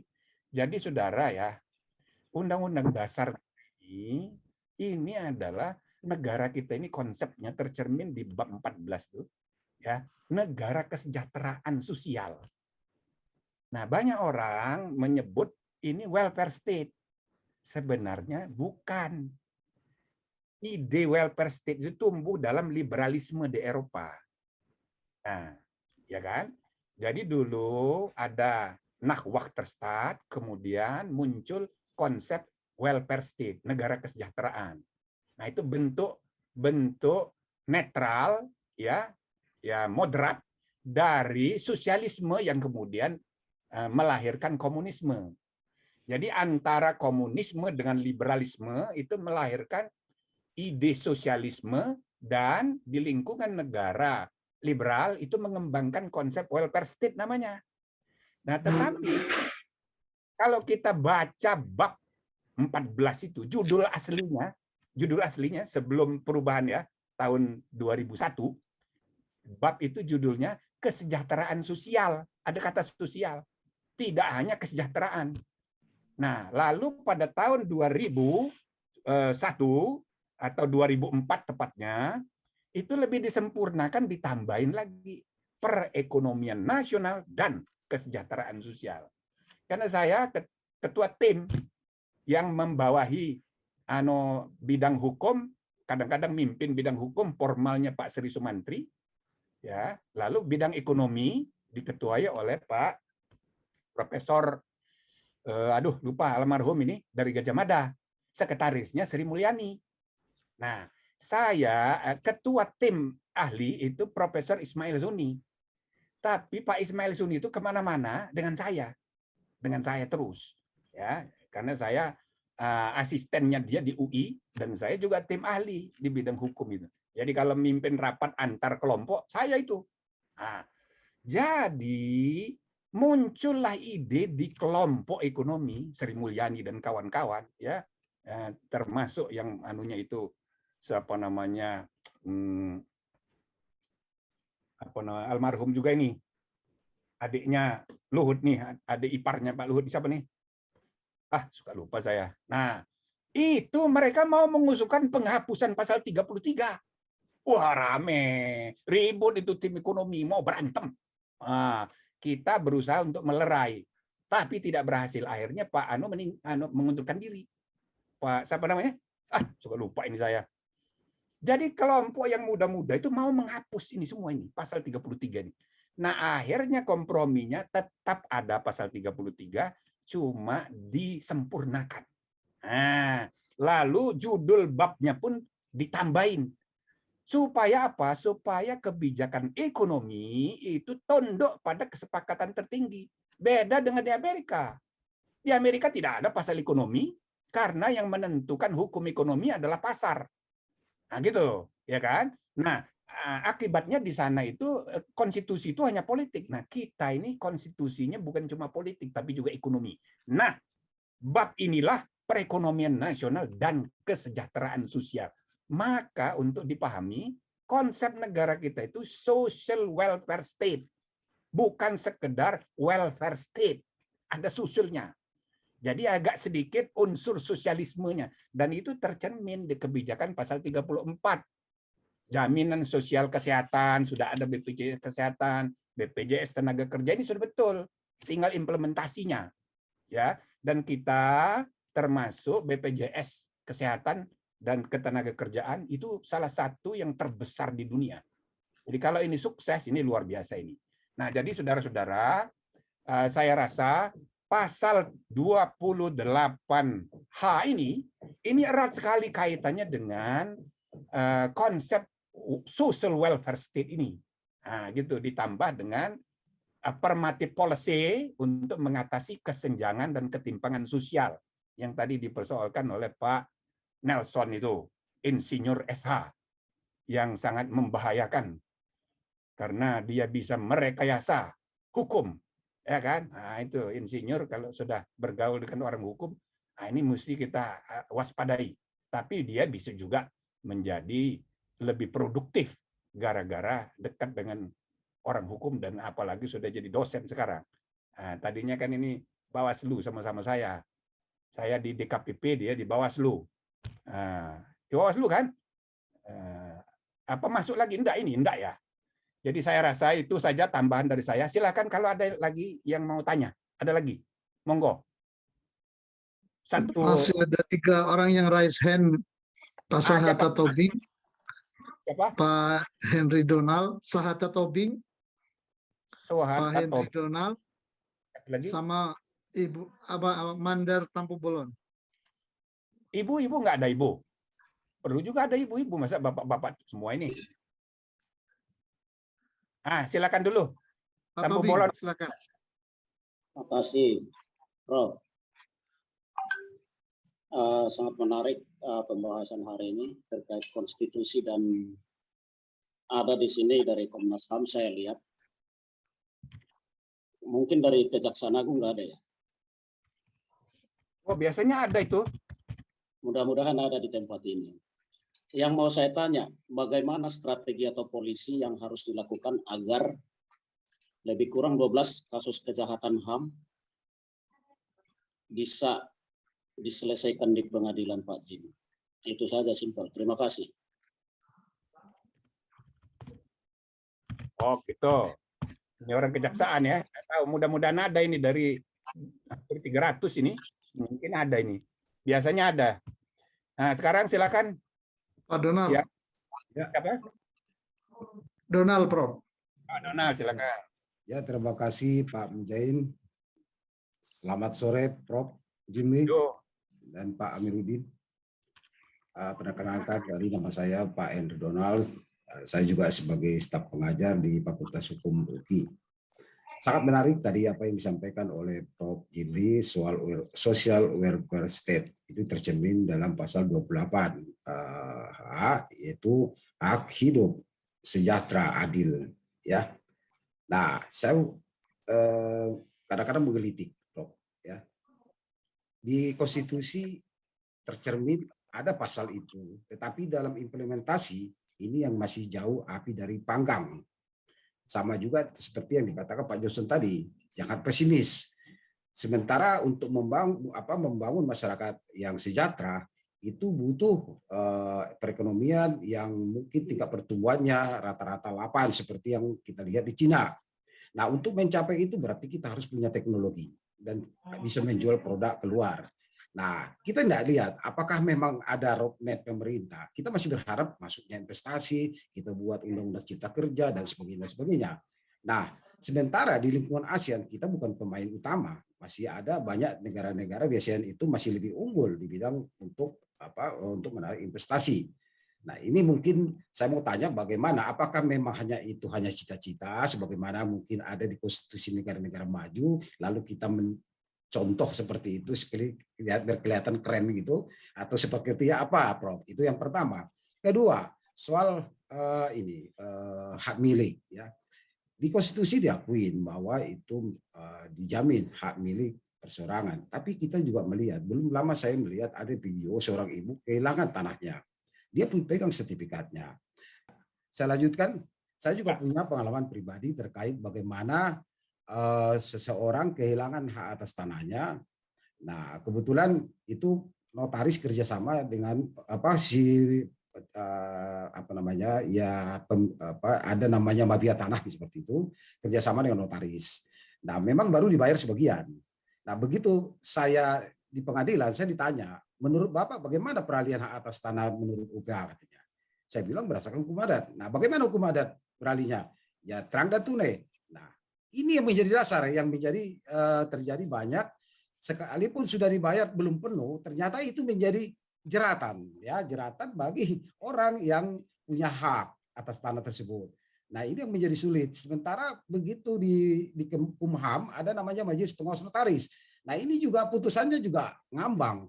Nah, saya mau tanya, nah ini peranan Komnas HAM saya tidak begitu lihat, maupun Dirjen HAM saya juga tidak lihat bagaimana kerja mereka dalam mengawasi hal seperti ini. Apakah mereka punya kewenangan untuk menegakkan kehilangan hak atas tanah yang dialami oleh masyarakat? Terima kasih Prof dan Pak Amiruddin. Oke, lanjut. Siapa lagi? Pak Tobing. Tobing. Mana dia? Silakan Pak Tobing. Makasih Pak.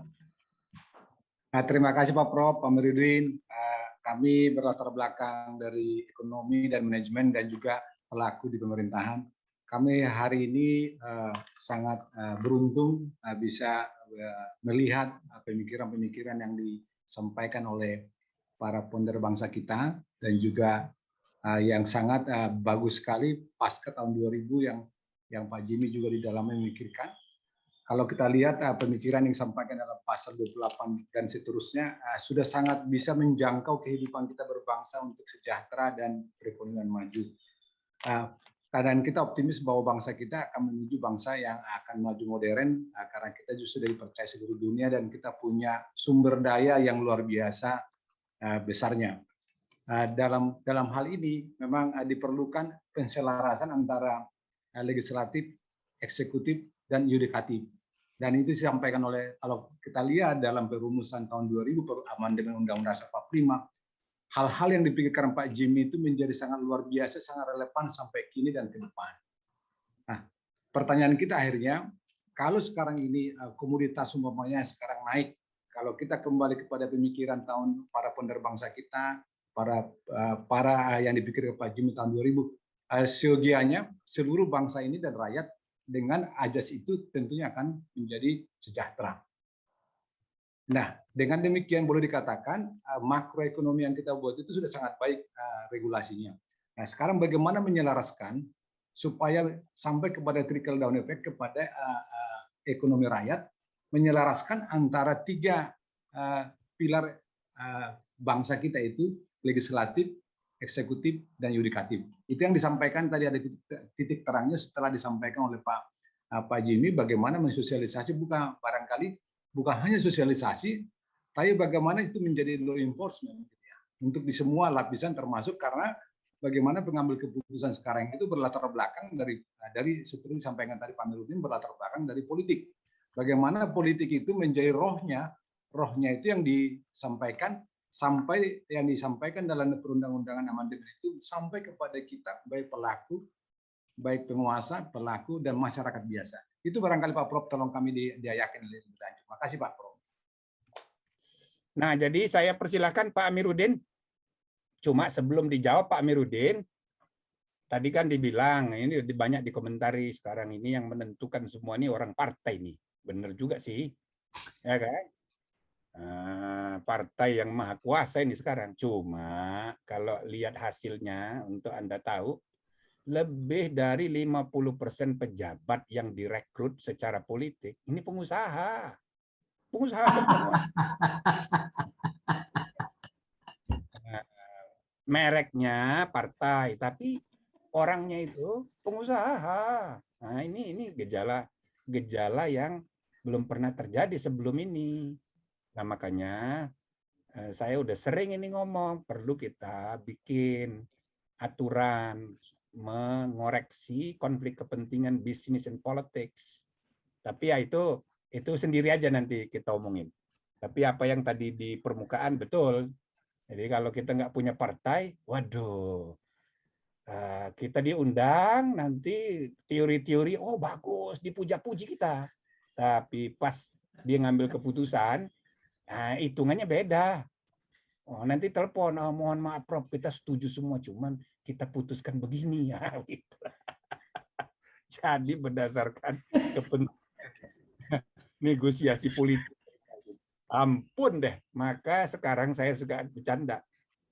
Akal tulus, akal sehat, akal tulus dikalahkan oleh akal bulus dan akal pulus.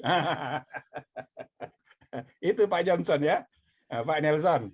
Jadi akal pulus sama akal bulus itu selalu menang menghadapi akal tulus dan akal sehat. Gitu. Baik, Pak Amiruddin, silakan dijawab. Iya, Prof. Kali gitu mendengar istilah saya. Terima kasih Pak Tobing, Pak Ronald. Satu lagi tadi saya tidak terlalu tangkap. Tapi baik seperti tadi disampaikan oleh Pak Prof. Yang pertama, Jimli. Pak Manotar Tambu Bolon. Pak Tambu Bolon ya. Sampai Pak Jimli tadi.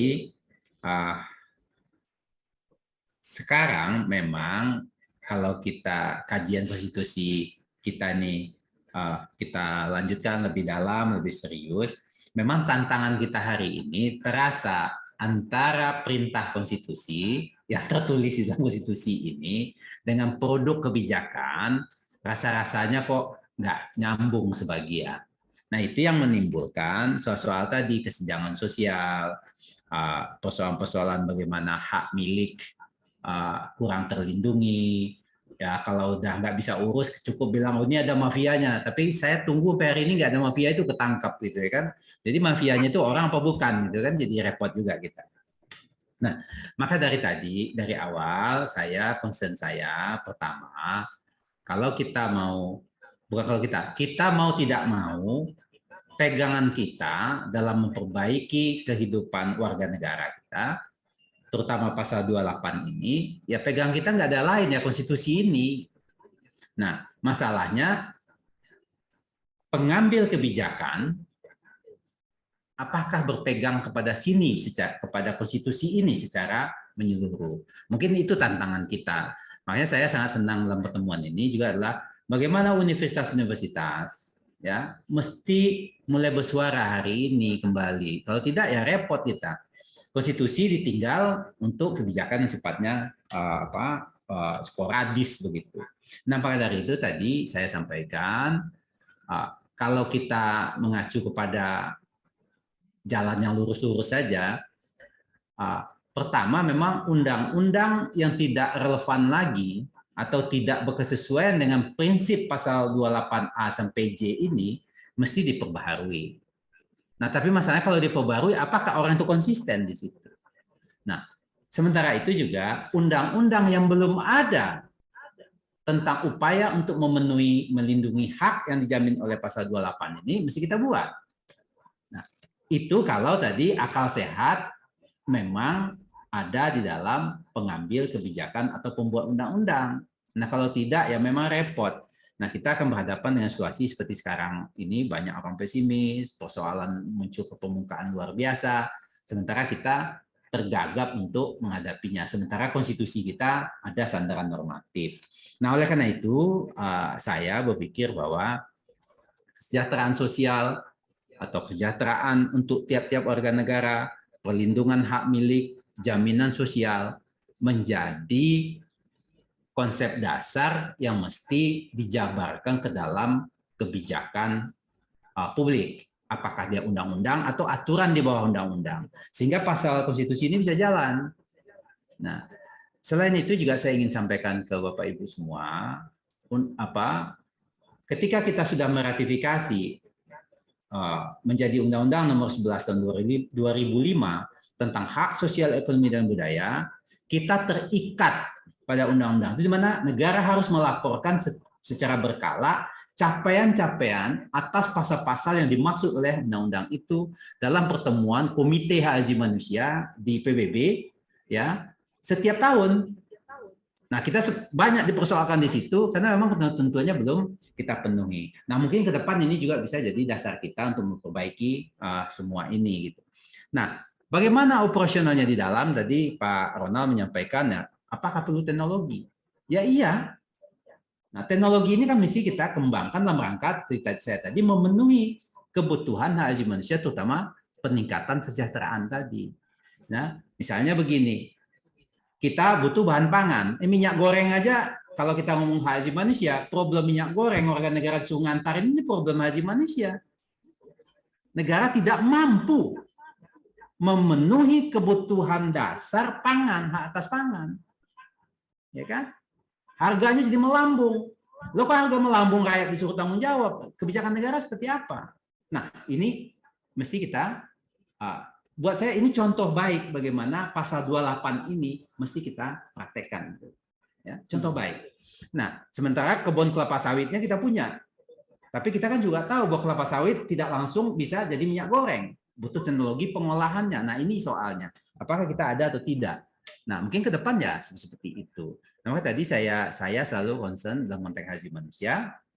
Saya sampaikan tiap-tiap lembaga negara atau instansi negara atau instansi pemerintah, terutama eksekutif, dia memiliki kewajiban untuk menemukan cara, metode, teknologi, macam-macam untuk upaya-upaya pemenuhan hak asasi manusia.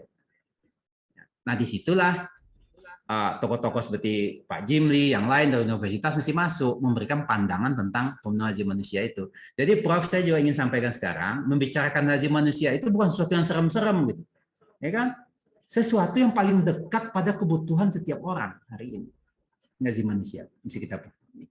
Nah, mudah-mudahan dengan itu kita bisa lebih jauh. Nah, soal tadi ditanyakan Pak Ronald tadi soal apa peran Komnas terhadap hak atas tanah, pelindungan hak atas tanah. Jadi begini, Pak, kami di Komnas ini punya ratusan pengaduan tentang pengambil alihan tanah, dan problem tentang tanah, itu bisa disebut konflik agraria, ratusan di sini.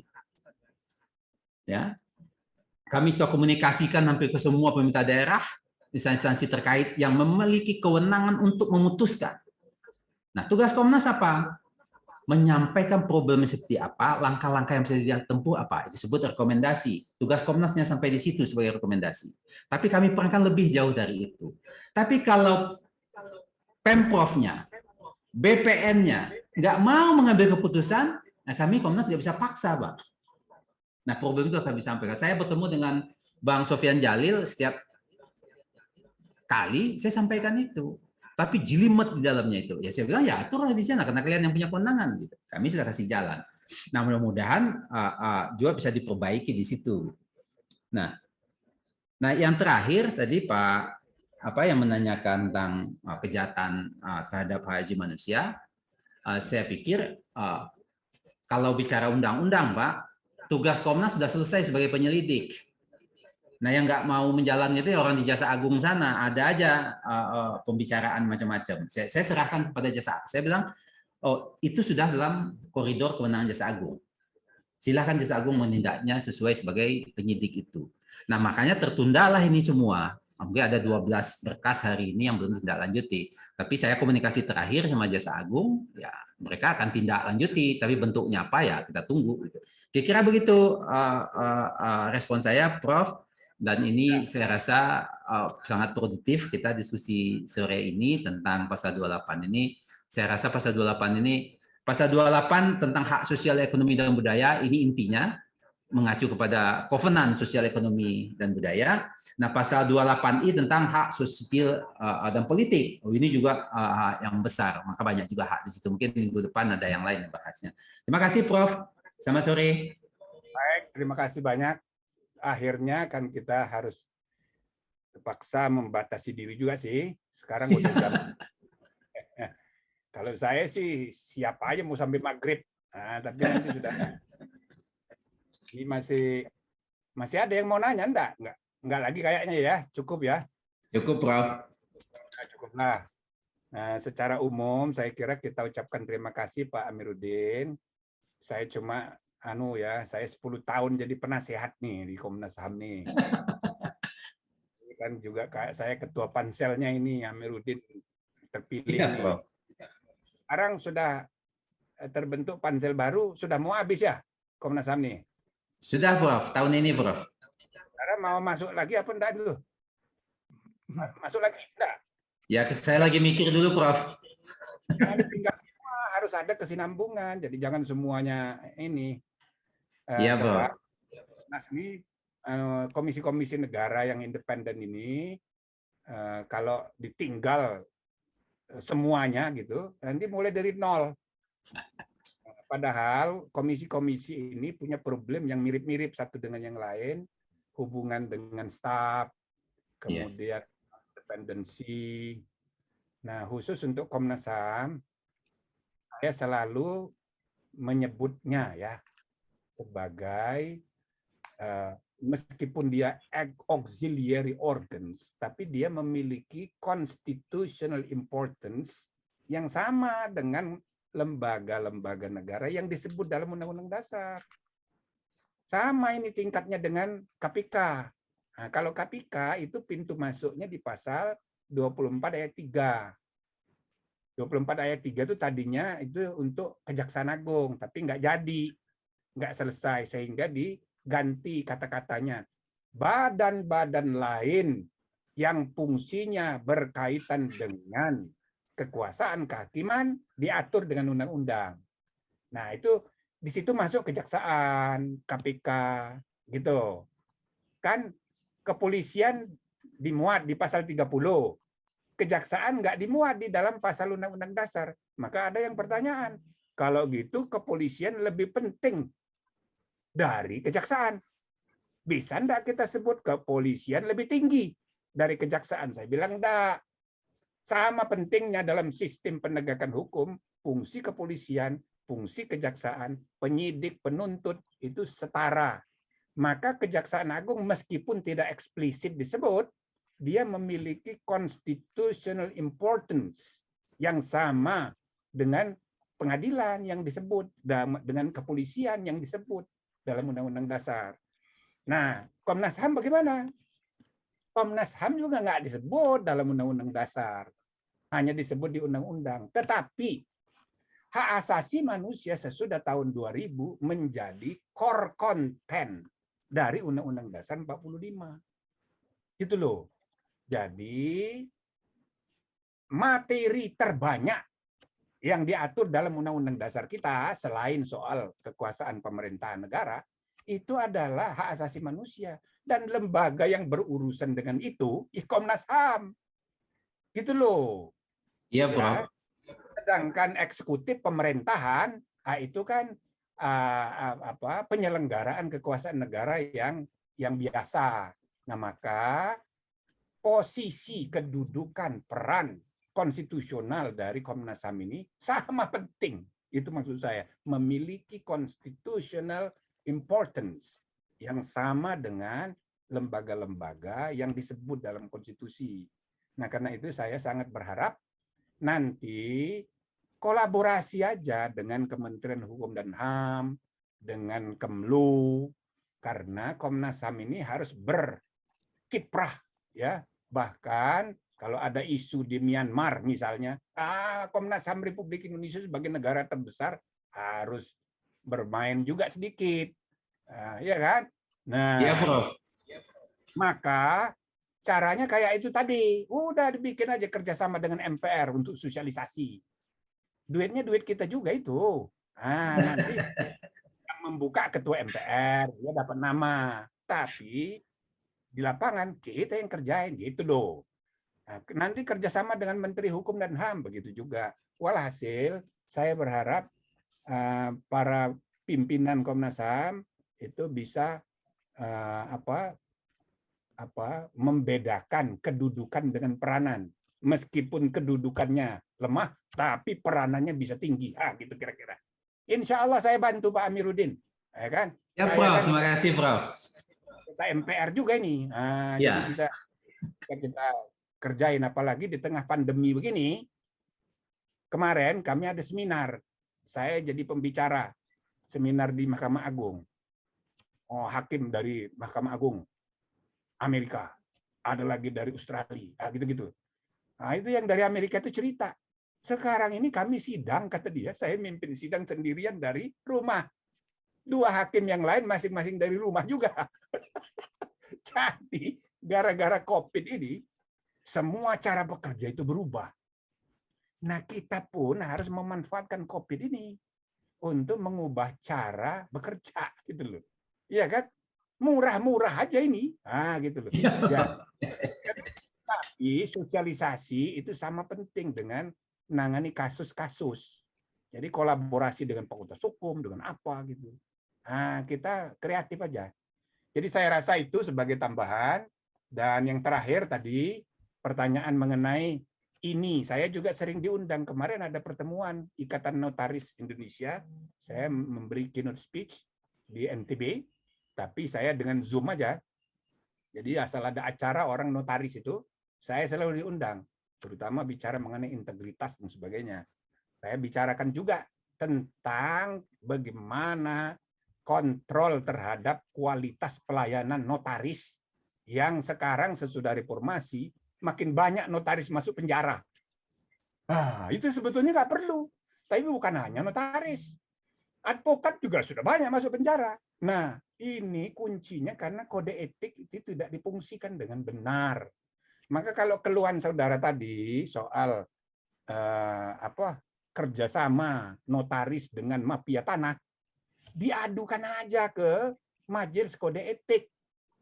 Majelis Kode Etiknya itu sudah sering saya panas-panasi, harus keras. Contoh, saya jadi ketua di KPP 5 tahun, 300 lebih penyelenggara pemilu kami pecat. Nggak usah ragu-ragu. Nah, sampai akhirnya ya orang kan akhirnya tunduk pada kode etik gitu loh. Kita mesti kejam kepada orang yang sengaja melanggar kode etik gitu. Bukannya untuk kepentingan pribadi kita, enggak, tapi untuk memperkenalkan sistem etika profesional itu dia berfungsi sehingga pendekatan hukum bisa berkurang, pemenjaraan bisa dikurangi. Penjara sekarang udah penuh. Lebih baik kita pecat pejabat yang melanggar kode etik. Nah, jadi saran saya, keluhan saudara tadi, udah diajukan ke Majelis Etika Ikatan Notaris Indonesia. Saya kira begitu saja, saudara-saudara. Terima kasih ya. Dan silakan Pak Muzain, silakan diakhiri, ditutup.